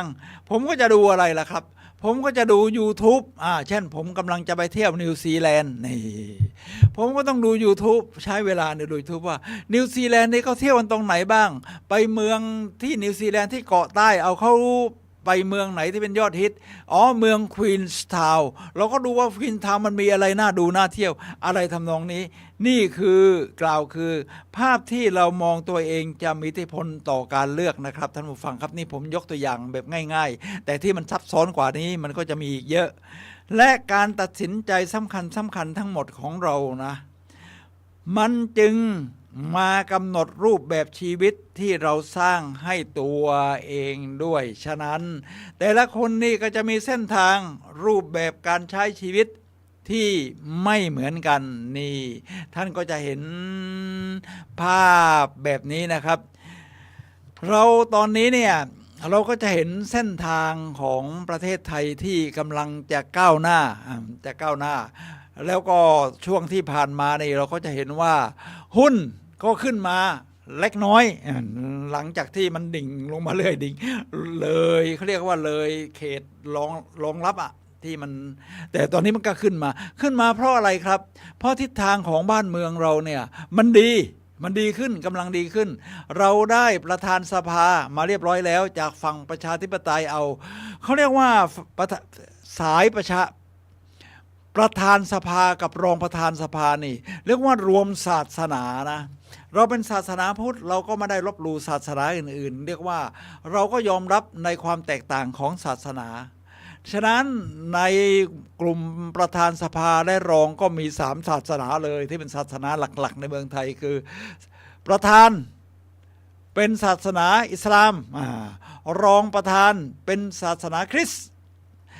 แล้วก็รองประธานอันดับ2เป็นศาสนาพุทธผมว่านี่มันเป็นแนวทางที่ดีนะนี่สังคมไทยของเรามันทำให้เลยหุ้นขึ้นเดี๋ยวผมขอกล่าวต่อนิดหนึ่งว่ามันจึงกำหนดรูปแบบชีวิตที่เราสร้างให้ตัวเองด้วยนี่ประโยคสุดท้ายของนาธาเดียนก็คือว่าตัวตนที่เราคิดว่าเราเป็นหรือคิดว่าเราเป็นใครมีผลต่อการกระทำหรือการแสดงออกของเราอย่างลึกซึ้งนะครับท่านผู้ฟังครับผมก็จะเช็คนิดนึงนะดูเป็นเรื่องธรรมดาครับของดีเจเราก็อยากจะดูว่าภาพของเราชัดไหมผู้คนดูของเราแล้วเป็นอย่างไรก็เป็นเรื่องธรรมดานะครับท่านผู้ฟังครับเราก็เช็คกันนิดหน่อยเดี๋ยวเราจะได้เดินเรื่องกันต่อนะครับท่านผู้ฟังครับตอนนี้นะครับ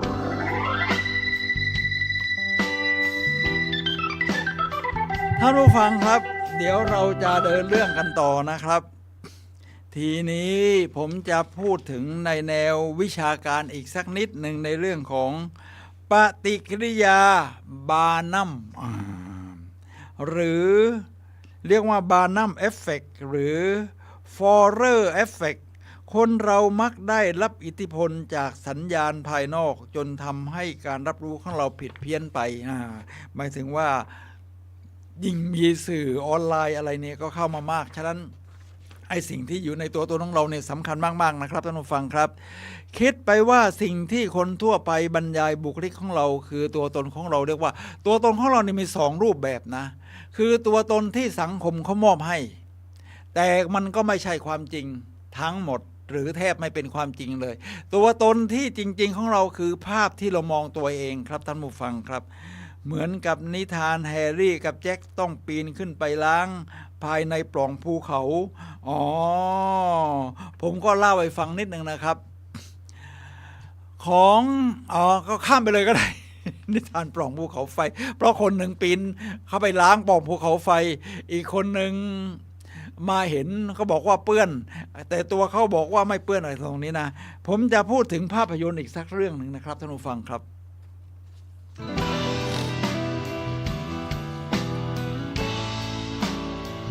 ภาพยนตร์เรื่องนี้ชื่อว่า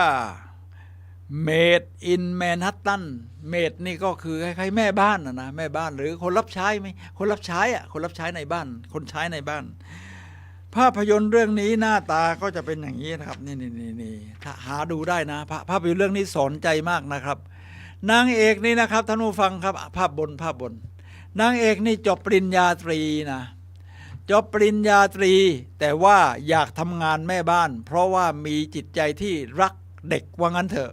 ทีนี้ก็มีพ่อบ้านที่เป็นพ่อเลี้ยงเดี่ยวคนหนึ่งในเนื้อเรื่องของหนังเรื่องนี้เราก็ทำงานหนักนะเลี้ยงดูลูกด้วยเนี่ยแล้วมันก็การใช้เวลาแทบจัดไม่ถูกเลยไม่ได้มันเครียดมาก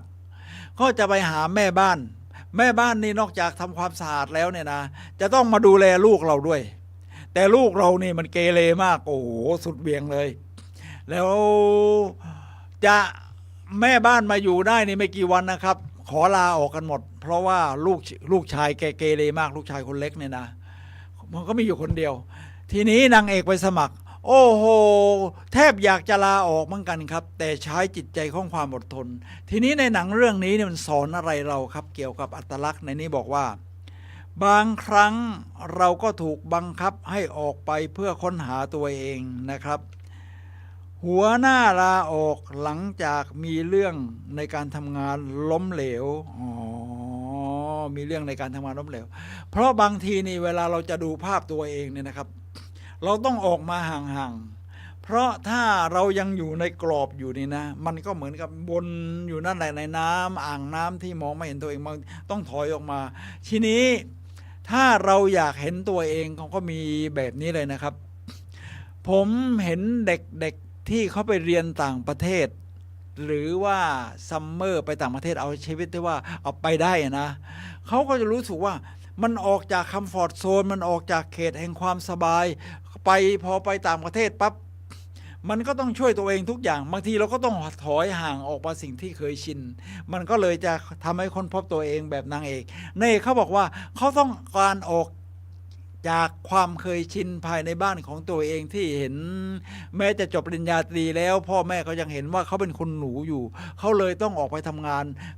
โดยทำงานที่ไม่ต้องออฟฟิศก็ได้ไปเป็นแม่บ้านแบบนี้หนังเรื่องนี้นี่สอนให้เราเรียกว่าไปการค้นหาตัวเองหาอัตลักษณ์ของตัวเองครับท่านผู้ฟังครับ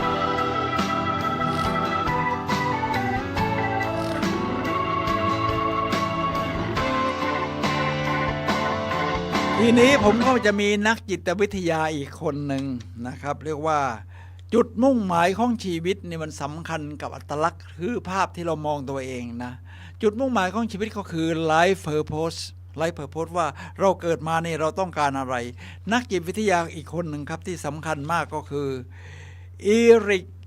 ริกสันนักจิตวิทยาแห่งศตวรรษที่20นะครับนี่กล่าวถึงเรื่องอัตลักษณ์เลยครับเขากล่าวว่ายังไงครับกล่าวว่าคนที่มองเห็นอัตลักษณ์ของตัวเองชัดเจนจะรู้ดีว่าอะไรคือความเชื่อหลักค่านิยมและเป้าหมายในชีวิตของเขาและรู้ว่าคนในกลุ่มและชุมชนของเราหล่อหลอมเข้ามาอย่างไรเขาสามารถตอบคำถามสำคัญที่ผุดขึ้นในช่วงเข้าสู่วัยผู้ใหญ่ที่ว่าฉันเป็นคนแบบไหนและฉันอยากเป็นคนแบบไหน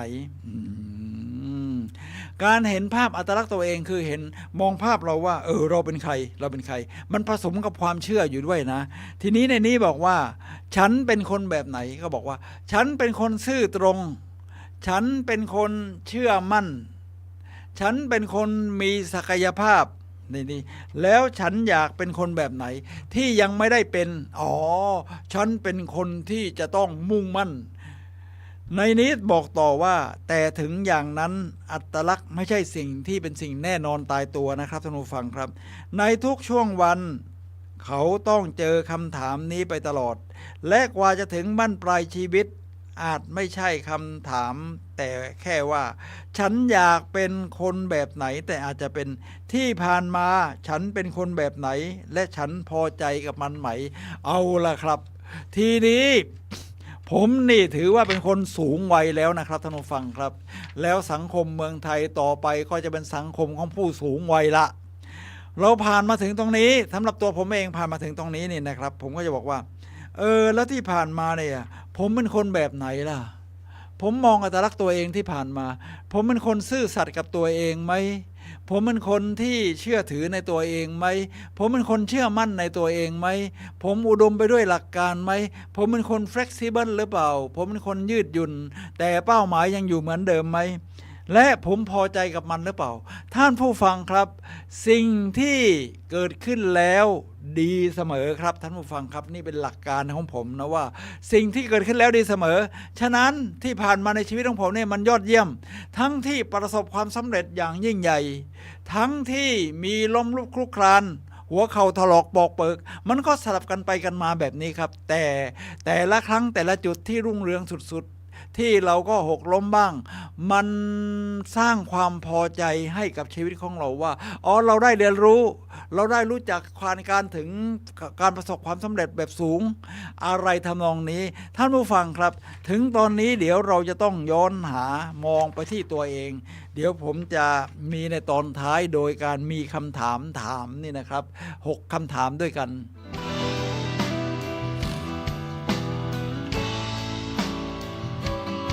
มาถึงตรงนี้ว่าคนที่ใช้ชีวิตสอดคล้องกับคุณค่าที่ตนยึดถือและบรรลุเป้าหมายในชีวิตจะรู้สึกได้ถึงความพึงพอใจในตัวเองเรียกว่า ego integrity ตามคำศัพท์ที่อีริกสันใช้แทนที่จะรู้สึกว่าสิ้นหวังหรือ despair ตรงนี้ผมให้ความสำคัญนะครับท่านผู้ฟังครับตรงที่ว่าคนที่ใช้ชีวิตสอดคล้องกับคุณค่าที่ตนเองยึดถือและบรรลุเป้าหมายในชีวิตนะคนที่ใช้ชีวิตสอดคล้องกับคุณค่าที่ตัวเองยึดถือเราเห็นชัดเจนนะครับถ้าตัวเรายึดถืออย่างนี้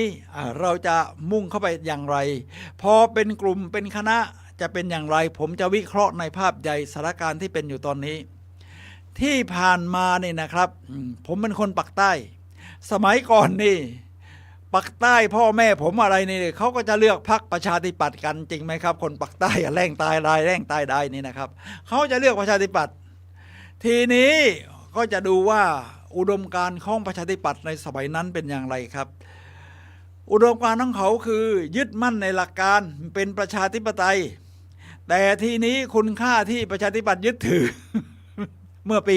62มันเกิดอะไรขึ้นครับประชาธิปัตย์ก็กลับไปรวมพลกับฝ่ายที่เราเรียกว่าเป็นผู้ยึดอำนาจนะจะเรียกว่าเผด็จการก็ได้จากนั้นเป็นยังไงเกิดขึ้นกับประชาธิปัตย์ครับท่านผู้ฟังครับเพราะว่าคุณค่าที่ตัวเองเคยยึดถือมันเปลี่ยนไปโดยคณะบุคคลที่อยากร่วมรัฐบาลหรืออะไรก็ไม่รู้นะปักใต้ตอนนี้ปักใต้บ้านผมเขาก็ไม่เลือกประชาธิปัตย์กันมาได้กันมาก็ไม่กี่คนแล้วมั้งผมว่าเนี่ยนะถึงมันได้มาทั้งพรรคเนี่ยได้25เสียงเท่านั้นเองเนี่ยมันเป็นอย่างนี้นะมันกำหนดชะตาชีวิตของพรรคการเมืองกันเลยแล้วตอนนี้ประชาธิปัตย์ก็มาถึงหัวเลี้ยวหัวต่อพรุ่งนี้จะเลือกผู้หัวหน้าพรรคคนใหม่คณะกรรมการบริหารพรรคใหม่ก็แบ่งเป็น2พวกอีกคณะหนึ่งบอกว่าเราต้องยึดหลักการประชาธิปไตยสที่รวมเสียงข้างมากได้พรรคที่รวมเสียงข้างมากได้ตั้งรัฐบาลเนี่ยเราต้องยกมือให้แสดงว่าถึงนโยบายของพรรคบางอย่างอาจจะมาเห็นด้วยไม่เห็นด้วยก็ตามแต่เราต้องยกให้ฝั่งประชาธิปไตยเพราะฝั่งโน้นนี่เป็นฝั่งเผด็จการอยู่แล้วมีอีกคณะหนึ่งอีกทีมหนึ่งบอกว่าเราไม่ยกมือให้ฝั่งประชาธิปไตยเราจะยกมือให้ใครผมก็ไม่รู้นะเดี๋ยวพรุ่งนี้ก็จะรู้ครับว่าอุดมการณ์คุณค่าที่ยึดถือของพรรคการเมืองพรรคนี้นะมันเป็นยังไงนะครับมันจะบอกอนาคตของพรรคนี้ในอีก4 ปีข้างหน้าฉะนั้น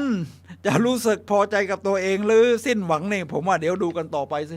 มันเป็นเรื่องที่สะท้อนให้เราเห็นในเรื่องของอัตลักษณ์ในการมองตัวเอง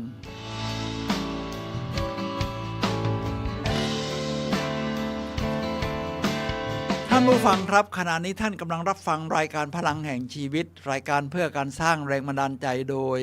ผมสุนัย เลาหะวิวัฒน์ครับผู้ดำเนินรายการมาพบกับท่านผู้ฟังทุกวันเสาร์เวลา 11 โมงถึงเที่ยงทางคลื่น FM 104.5 เมกะเฮิรตซ์หรือออนไลน์นะครับก็ใช้ YouTube Facebook นี่นะครับ YouTube ก็พิมพ์คำว่าวัดฝายหิน Facebook ภาษาอังกฤษทีวีฝายหินนี่นะครับท่านผู้ฟังครับเราพูดกันในเรื่องเปลี่ยนอัตลักษณ์เปลี่ยนชีวิตมาถึงจุดที่เรียกว่าถ้าเราเปลี่ยนมุมมองตัวเองเนี่ยนะครับสามารถเปลี่ยนชีวิตได้เลยสามารถเปลี่ยนชีวิตได้เลยครับท่านผู้ฟังครับเปลี่ยนมาฉันเป็นคนที่มีความเชื่อมั่นฉันเป็นคนมีศักยภาพฉันยึดถือหลักของอุดมการณ์ฉันยึดถือหลักประชาธิปไตยถ้าพูดถึงพรรคการเมืองอะนะตอนนี้เรามันถึงหัวเรียวหัวต่อที่จะเห็นกันชัดเลยแล้วครับท่านผู้ฟังครับตอนนี้พูดถึงงานวิจัยนะมีงานวิจัย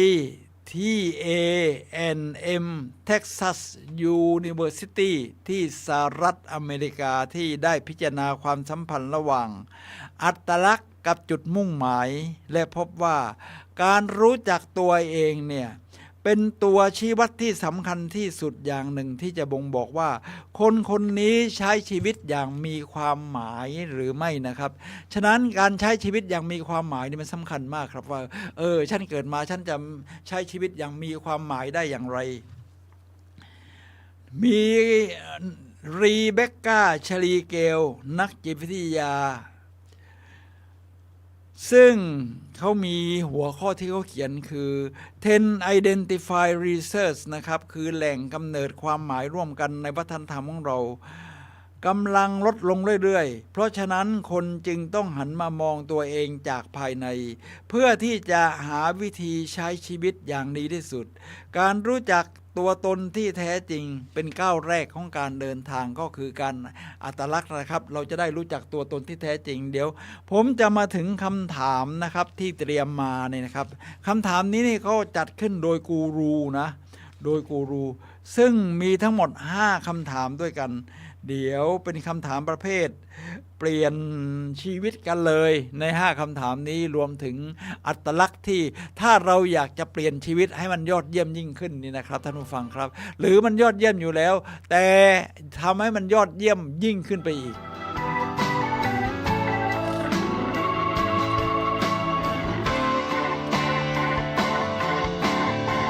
ท่านผู้ฟังครับเอาละครับถ้าคุณในนี้บอกเลยนะนี่ที่คนคว้ามาถ้าคุณเปลี่ยนเพียงด้านเดียวในจำนวน5ด้านของระบบชีวิตทั้งชีวิตระบบชีวิตทั้งชีวิตของคุณจะเปลี่ยนเขาบอกแม้แต่เปลี่ยนด้านเดียวนะระบบชีวิตจะเปลี่ยนเลยนะโอ้โหผมว่านี่มันยอดเยี่ยมเลยครับเราจะมาถึงคำถามที่1กันการเปลี่ยนลักษณะคำถามที่คุณถามเป็นนิสัยจะเป็นการจดจ่อ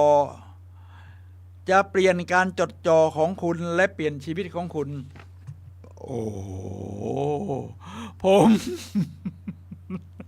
ท่านผู้ฟังครับตอนนี้เนี่ยเราก็เสพข่าวกันแล้วว่ารัฐบาลของเราจะเป็นใครจะเดินหน้ากันไปไหนหลังจากที่มันซบเซากันมาเป็น9 ปี 10 ปีนี่นะครับท่านผู้ฟังครับผมเป็นนักเศรษฐศาสตร์ผมเป็นชาติมันซบเซาอ่ะทีนี้มันก็จะมีคำถามที่ใครล่ะจะถามก็ผู้สื่อข่าวนี่นะครับก็ไปถามคนโน้นนักการเมืองคนนี้อะไรประมาณนี้นะครับผมก็เดี๋ยวก็ไปถามผมดูเมื่อวานเลยคุณอะไรนะพรรคเพื่อไทยซึ่งเป็นแคนดิเดตนายกนะครับคุณเศรษฐาคุณเศรษฐาแกตัวใหญ่เห็นชัดก็แกก็ไปบรรยายที่งานเกี่ยวกับประชุมวิชาการอะไรวิสัยทัศน์แสดงวิสัยทัศน์หรือตามหลักเศรษฐศาสตร์อะไรสักแห่งหนึ่งนะนักข่าวแน่นอนอยู่แล้วครับเขาไปดักถามเพราะว่าพรรคก็มีอยู่2 พรรคที่คนชอบไปดักถามก็เพื่อไทยกับก้าวไกลทีนี้คราวนี้เขาไปดักถามเพื่อไทยถามคุณเศรษฐาแคนดิเดตนายกรัฐมนตรีของเพื่อไทยก็ถามโน่นถามนี่ผมดูนักข่าวที่ถามนี่นะครับมันแสดงให้เห็นเลยนะครับว่าวิถีชีวิตเอา เพราะนี่ผมก็เป็นสื่อชนิดหนึ่งใช่ไหมผมเป็นดีเจเราก็พูดถึงกันได้ ว่าคนที่ถามประเภทนี้เนี่ย อนาคตจะเป็นอย่างไรนักข่าวบางคนก็ถามว่าถ้าเป็นรัฐบาลแล้วนโยบายที่จะทำเนี่ยเราจะทำให้มันเป็นจริงได้อย่างไรไอ้คำถามอย่างนี้ในความเป็นผมมันเป็นบวกใช่ไหมเพราะว่าพรรคเพื่อไทยเนี่ยเขาก็เชี่ยวชาญเรื่องเศรษฐกิจทีนี้ก็ไปประเภทที่ว่าคำถามประเภทที่มัน ถามยังไงมันก็ต้องออกมาลบคือแค่คำถามมันก็รู้เลยว่าประสงค์ลบก็มีคำถามผู้สื่อข่าวคนหนึ่งถามหลังจากที่คุณเศรษฐาแกตอบมาหลายคำถามแล้วนะก็มีอยู่คนหนึ่งถามว่าถ้าสมมุติว่าถึงตอนโหวตแล้วคุณพิธาไม่ผ่านพรรคเพื่อไทยจะหันไป ที่ข่าวลือข่าวลวงอะไรกันนะว่าจะเปลี่ยนขั้วก็ถามว่าพรรคเพื่อไทยจะเปลี่ยนขั้วไปจับกับอีกฝ่ายหนึ่งไหมคุณเศรษฐาบอกว่าคำถามต่อไปเลย ผมนี่สะใจมากนะครับท่านผู้ฟังครับคือไอ้คำถามแบบนี้เนี่ยมันเป็นคำถามสร้างที่ให้คนมันมีเรื่องกันจริงหรือเปล่าผมก็พูดในฐานะสื่อเหมือนกันทำให้คนมันมีเรื่องกันฉะนั้นประเภทมันก็มีประเภทเสี่ยมประเภทบังอะไรที่เราเห็นในการเมืองถามเพื่อไอ้คนนี้ไปทะเลาะคนนั้นฉะนั้นผมก็เป็นสื่อคนหนึ่งที่คอยสังเกตการถามพิธีกรอะไรต่างๆนี่นะครับพิธีกรนี่ถ้าจะถามให้มันมีปัญหาเขาจะเวลาคนนั้นบอกนโยบายจะทำอย่างนี้ทำได้อะไรเป็นยังไงเนี่ยพิธีกรก็จะไม่ถามต่อหลักแล้วจะเป็นประโยชน์กับประชาชนยังไงอะไรอย่างนี้นะประเภทนี้ไม่ค่อยถามนะถามมันมีอยู่2 อย่างเลย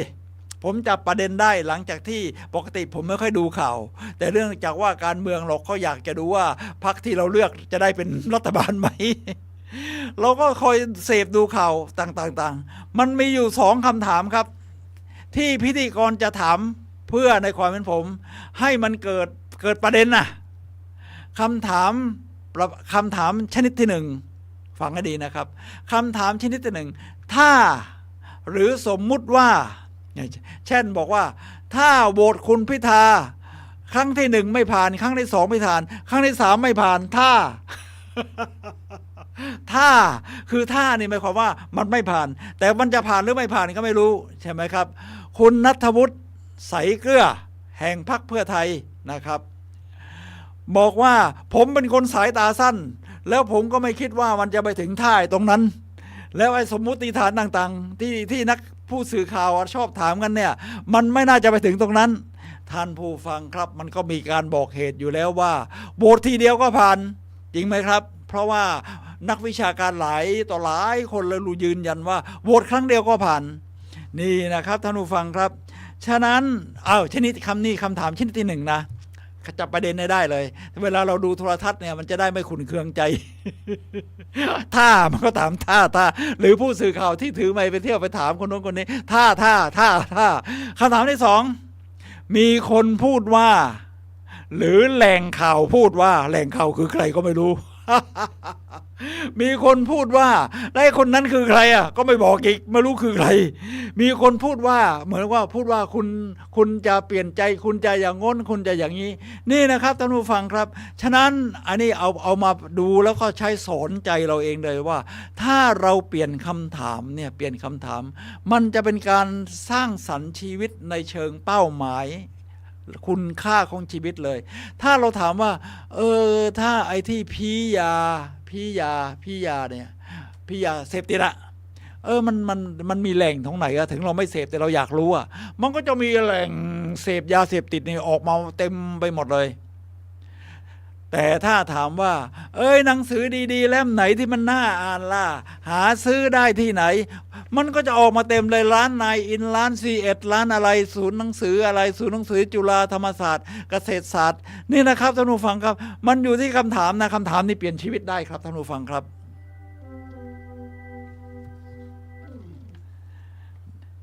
วันนี้เพลงเป็นยังไงเงียบๆเดี๋ยวผมก็พูดเองเสียงก็มีครับเพลงเสียงมีทีนี้มาถึงคำถามที่2มาถึงข้อที่2 แต่ละข้อนี่มันมีตัวอย่างให้ดูครับโดยเฉพาะเชิงการเมืองคำถามว่าการเปลี่ยนลำดับคุณค่าจะเปลี่ยนทิศทางชีวิตของคุณทันที การเปลี่ยนคุณค่าจะเปลี่ยนทิศทางชีวิตของคุณทันทีคือคุณค่าเนี่ยเราให้คุณค่ากับอะไรครับผมให้คุณค่ากับความซื่อตรงให้คุณค่ากับความเคารพตัวเองให้คุณค่ากับครอบครัวให้คุณค่ากับการเรียนรู้อย่างไม่รู้จักจบสิ้นฉะนั้นผมก็หาความรู้นะครับความรู้ในหนังสือของผมนี่โอ้มันมีเยอะนะโอ้ยผมว่าลงทุนไปเป็นแสนนะทีนี้มาถึงยุคนี้การหาความรู้นี่นะให้คุณค่ากับการหาความรู้มันง่ายมากอยู่ในปลายนิ้วมือเลยอากูช่วยได้หมด Google ท่านผู้ฟังครับนี่อยู่ที่การให้คุณค่าฉะนั้นท่านผู้ฟังครับการให้คุณค่านี่นะครับมันมีลำดับด้วยนะเช่นผมบอกว่าผมให้คุณค่ากับการเรียนรู้และผมให้คุณค่ากับการเดินทางท่องเที่ยวรอบโลกถ้าอย่างนั้นผมก็ต้องลำดับสิผมบอกว่าถ้าอย่างนั้นแล้วเอาคุณค่าอะไรยังไงดีผมอยากเรียนต่อปริญญาโทปริญญาเอกผมก็จบโทปริญญาโทนะทางด้านเศรษฐศาสตร์แต่มันต้องใช้เวลาเรียนตั้งหลายปีเรียนตั้ง2 ปี 3 ปีทำวิทยานิพนธ์อีกแต่ก็อยากเดินทางรอบโลกมันก็ต้องเดินทางปีละอย่างน้อย1 ครั้ง 2 ครั้ง 3 ครั้งเลยทำยังไงดีมันก็ต้องจับลำดับช่วงที่ยังไม่ถึงเวลาเรียนเดี๋ยวจะเรียนอีก2 ปีข้างหน้านะตั้งเป้าหมายไว้เราก็เที่ยวประเทศใกล้ๆก่อนทีนี้พอ2 ปีที่เรียนเราก็ต้องหยุดเที่ยวเพราะมันเวลามันไม่พอคุณค่าของเรามันก็สลับไปสลับมาอย่างนี้แต่ว่ามันก็ยังมีเป้าหมายที่ชัดเจนทั้ง2อย่างนี้มันแค่ตัวอย่างนะครับท่านผู้ฟังครับพอเรียนปริญญาโทจบคราวนี้เราก็โอกาสเดินทางรอบโลกมันก็มาแล้วมันก็เป็นการเรียงลำดับแบบนี้ทีนี้มาถึงการเมืองครับท่านผู้ฟังครับโอ้โหผมว่ามันเป็นเรื่องใหญ่ผมอยากจะพูดถึงพรรคการเมืองสัก3 พรรคที่มันเห็นชัดนะครับประชาธิปัตย์ในตอนนี้อยู่ในหัวเลี้ยวหัวต่อมากเลยพรุ่งนี้จะเลือกตั้ง หัวหน้าพรรคไม่รู้ใครจะได้เป็นนะมันจะเป็นกำหนดทิศทางเลยลำดับความสำคัญว่าแต่ละคณะมันมี2 ฝั่งจะให้ความสำคัญกับอย่างไรคณะหนึ่งให้ความสำคัญกับประชาธิปไตยเสียงข้างมากจะโหวตให้คุณพิธาอีกพรรคหนึ่งบอกถึงเป็นเสียงข้างมากแต่จะไม่โหวตให้คุณพิธา มันจะเป็นตัวกำหนดนี่เรียกว่าลำดับความสำคัญนะแต่พรุ่งนี้ผมก็ไม่รู้ว่าฝั่งไหนจะชนะฝั่งไหนชนะเนี่ยมันกลัวตัวกำหนดชีวิตอนาคตการเมืองของพรรคประชาธิปัตย์เลยทีนี้พอมาถึงพรรคเพื่อไทยในคนก็แคลงใจกันมาเรื่อยนะ แคลงใจกันมาเรื่อยเพราะว่าท่าทีเขาไม่ชัดเจนแสดงว่าเขาไม่ให้คุณค่ากับความชัดเจนในการที่จะสื่อให้ปรากฏต่อประชาชนจริงไหมครับคนก็แคลงใจจะเปลี่ยนใจไหมจะเปลี่ยนขั้วไหมจะเอายังไงแน่นี่ ตอนนี้ก็จับมือกันนะจับมือกันโอเคจับมือกับก้าวไกลจะตั้งรัฐบาลเนี่ยนะให้ได้แต่ว่าคนก็ยังแคลงใจฉะนั้นเพื่อไทยนี่ต้องแสดงความชัดเจนว่าลำดับคุณค่าของเขานี่อยู่ตรงไหนเราเป็นประชาธิปไตยด้วยกันเป็นรัฐบาลก็รัฐบาลด้วยกันเป็นฝ่ายค้านก็ฝ่ายค้านด้วยกันอันนี้มันเป็นคุณค่านะแล้วจะเป็นตัวกำหนดชีวิตของอนาคตของพรรคเพื่อไทยเลยว่าหลังจากนี้ถ้าคุณปฏิบัติอย่างไรมันที่คุณจะปฏิบัติอย่างไรนี่เป็นคุณค่าของคุณเลยนะจะจับมือกับฝั่งประชาธิปไตยหรืออนาคตจะเปลี่ยนขั้วตรงนี้นะเป็นคุณค่าเลยนะแล้วจะกำหนดชะตาชีวิตของพรรคเพื่อไทยว่าอีก4 ปีข้างหน้าจะเป็นอย่างไรและที่นี่ผมอยู่เชียงใหม่นะผมก็เห็นป้ายที่บุรีนครบุรีศูนย์การค้าอะไรเนี่ยอะไรนะกูจะไม่เลือกมึงอีกแล้ว ไม่ต้องเอ่ยชื่อพรรคกูจะป้ายมาเริ่มทึมเลยนะครับเชื่อใจไม่ได้กูจะไม่เลือกมึงอีกแล้วอะไรทำนองนี้นี่นะครับท่านผู้ฟังครับทีนี้มาถึงพรรคก้าวไกลก็แบบเดียวกันนะก็มีคุณค่าก็คือว่าต้องได้เสียงคือคุณค่าเขาก็อยากเป็นรัฐบาลนะแต่ต้องรักษาสัญญาที่ให้ไว้กับประชาชนอะไรจะเป็นคุณค่ามากที่สูงกว่ากันลำดับไหนจะอยู่สูงสุดการเป็นนายกรัฐมนตรีมันก็สามารถบริหารบ้านเมืองได้จริงไหมครับเอานโยบาย300นโยบายมาทำได้แต่ว่าถ้าอยากเป็นรัฐมนตรีโดยยอมถอดคุณค่าอะไรบางอย่างที่เป็นนโยบายของตัวเองลงไปมันก็เป็นสิ่งที่จะต้องเลือกถ้าเลือกเป็นรัฐมนตรี เอาก็ไปเอาพรรคนู้นพรรคนี้มาเพิ่มเป็นนายกรัฐมนตรีไปเอาพรรคนู้นพรรคนี้มาเพิ่มพรรคที่เคยอยู่ฝั่งเผด็จการให้ได้ใหญ่เสียง376เสียงแต่คุณก็ต้องลดคุณค่าของคุณบางอย่างในเรื่องนโยบาย300นโยบายทีนี้มาถึงต้องเลือกถ้าแล้วเป็นฝั่งประชาชนล่ะคุณให้สัญญากับประชาชนไว้เยอะมากมายเลยระหว่างหาเสียง300นโยบายแล้วประชาชนก็เลือกคุณมาตั้ง14ล้านเสียงอ้าวคุณจะให้คุณค่าตรงไหนผมว่าพรรคก้าวไกลเองก็ต้องเลือกนะว่าคุณยอมเสียคุณค่าเพื่อให้ได้นั่งนายกเสียทุกอย่างให้ได้นั่งนายกหรือว่าคุณจะไม่ได้เป็นนายกก็ได้หรือเป็นก็ได้ถ้ามันได้รับการสนับสนุนพอแล้วก็รักษาคุณค่าของนโยบายหรือหลักการของก้าวไกลไว้ได้นี่มันเห็นชัดนะครับท่านผู้ฟังครับว่าลำดับคุณค่าของส่วนตัวเราเองลำดับคุณค่าของพรรคการเมืองทั้งพรรคที่เราเชียร์พรรคที่เราไม่เชียร์เนี่ยมันเป็นอย่างไรครับ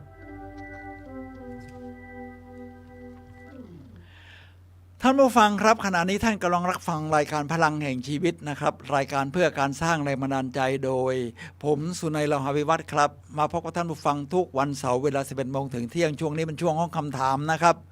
ท่านสามารถโทรศัพท์มาซักถามได้ครับทั้งในเรื่องของเปลี่ยนอัตลักษณ์เปลี่ยนชีวิตนะครับท่านผู้ฟังครับที่หมายเลขโทรศัพท์0857088122 0857088122เราเหลือเวลา10 นาทีผมก็จะเดินเรื่องต่อ ผมก็จะเดินเรื่องต่อนะครับท่านผู้ฟังครับเพราะตอนนี้เราพูดถึง5หัวข้อแค่เปลี่ยนหัวข้อเดียวกับตัวเราเนี่ยครับเปลี่ยนชีวิตเราเลยข้อที่3ที่เราอยากเปลี่ยนคืออะไรครับการสร้างสภาวะเดี๋ยวนะครับมันอ่านยากเพราะสีมันกลมกลืนการใช้กา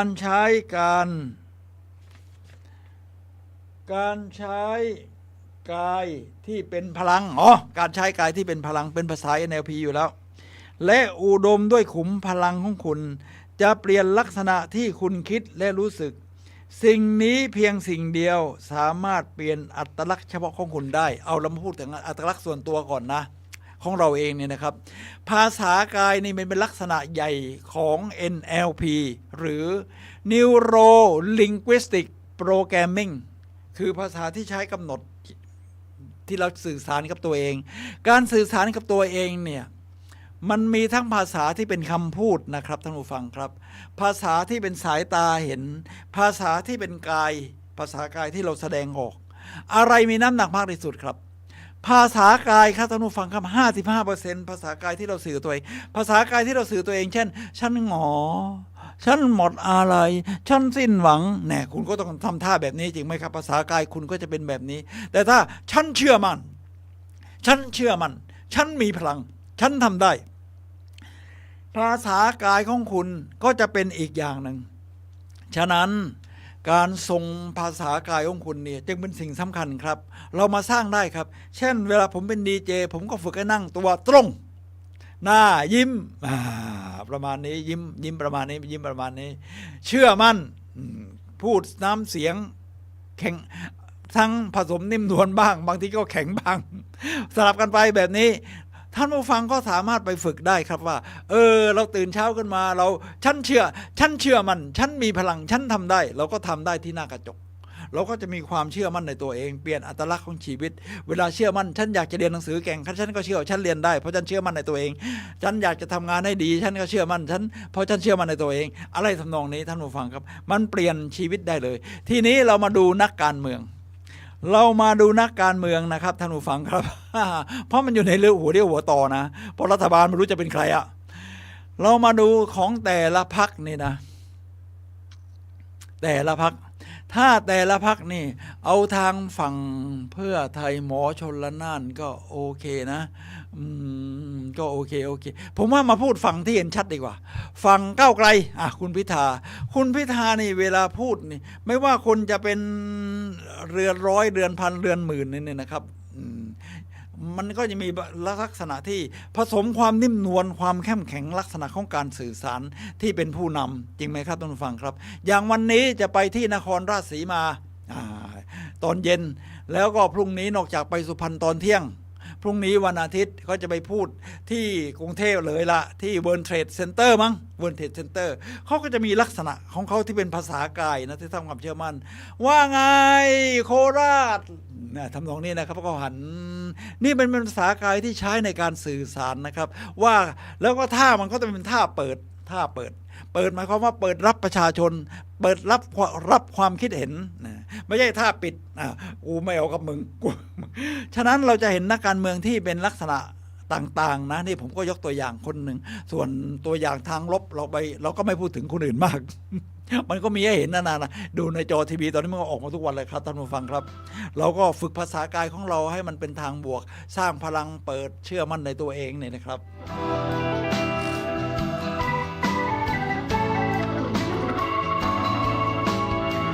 เหลืออีก2หัวข้อครับท่านผู้ฟังครับเดี๋ยวผมดูเอกสารนิดนึงนะที่เตรียมมา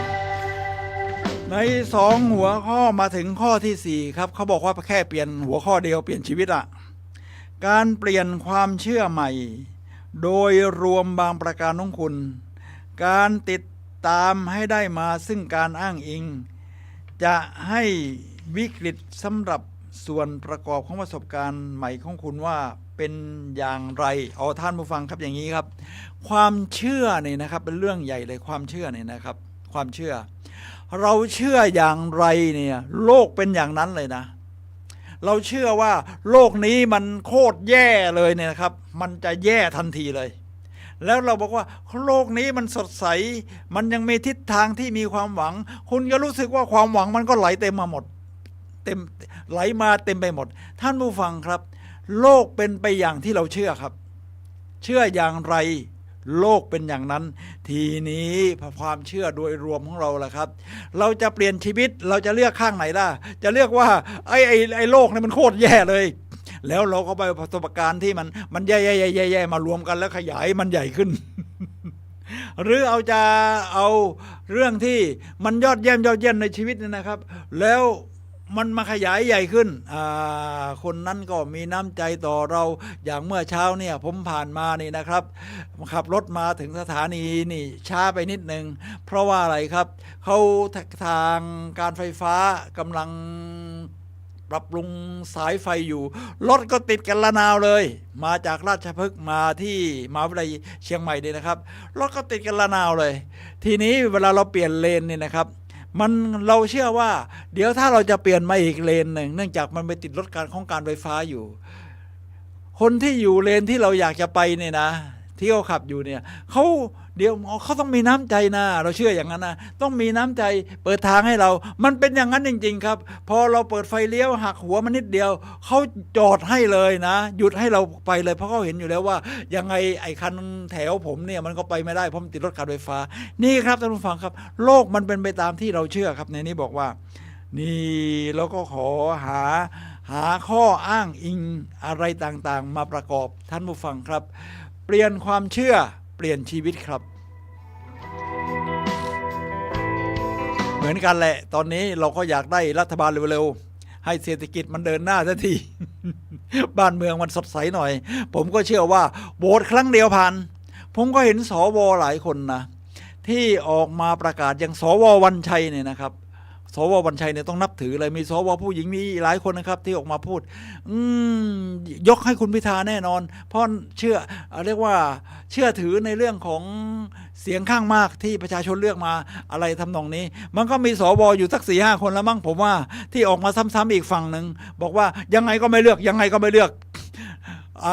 ต้องแก้โน่นแก้นี่แล้วก็ถ้าเปลี่ยนเป็นพรรคเพื่อไทยเราจะเลือกไหมก็ไม่เลือกถ้าพรรคเพื่อไทยยังเอาก้าวไกลอยู่มันไอ้คนแบบนี้ก็ไม่ต้องไปสัมภาษณ์มากนะผมว่ามันเป็นความเชื่อที่มันไม่ได้เรื่องในความเป็นผมนะฉะนั้นผมก็เชื่อของผมเลยว่าเลือกครั้งแรกวันที่13 กรกฎาคมผ่าน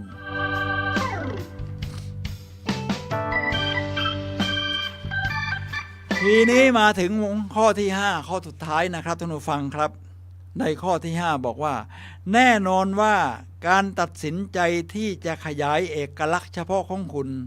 สามารถเปลี่ยนแปลงสภาวะทุกอย่างเราขยายอัตลักษณ์ของเราได้ครับฉันเป็นคนรอบด้าน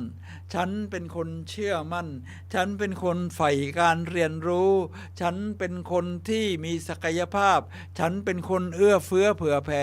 ฉันรักประชาธิปไตยทำนองนี้เป็นต้นทำท่านฟังครับจงในนี้เขาก็เขียนต่อมานะครับว่าเป็นต่อท้ายคืออาจจะฟังผมแล้วมันดูจริงจังมาหน่อยเขาก็บอกว่าจงเป็นคนขี้เล่นและสนุกกับมัน จงเป็นคนขี้เล่นสนุกกับมันคนพบการประจนภัยที่พร้อมด้วยความรู้สึกที่ไม่เคยหยุดขยายที่ว่าคุณเป็นใครกันแน่การประจนภัยฉะนั้นผมเวลาไปเที่ยวเนี่ยมันก็ประจนภัยรอบด้านแหละเช่นเครื่องบินดีเลยจะไปต่ออีกลำนึงไม่ทันมากันคณะนี้นี่เครื่องบินไม่พอนั่งต้องแบ่งมันเป็นสายการบินอื่นเยอะเป็นบางสิ่งที่ให้อะไรมากกว่าในแต่ละวันและทุกๆวันในชีวิตที่คุณมีชีวิตอยู่ท่านผู้ฟังครับนี่แน่นอนครับเรียกว่าเปลี่ยนอัตลักษณ์เปลี่ยนชีวิตครับแล้วก็โดยเฉพาะตรงข้อสุดท้ายนี่นะครับ5ข้อเปลี่ยนข้อเดียวเปลี่ยนชีวิตได้ทันทีตอนนี้เราอยู่ในช่วงสุดท้ายของรายการพลังแห่งชีวิตครับผมสุนัย ลาหาวิวัฒน์และรายการพลังแห่งชีวิตขอลาท่านผู้ฟังไปก่อนพบกันในวันเสาร์หน้าเวลา 11 โมงถึงเที่ยงคลื่น FM 104.5 เมกะเฮิรตซ์ครับ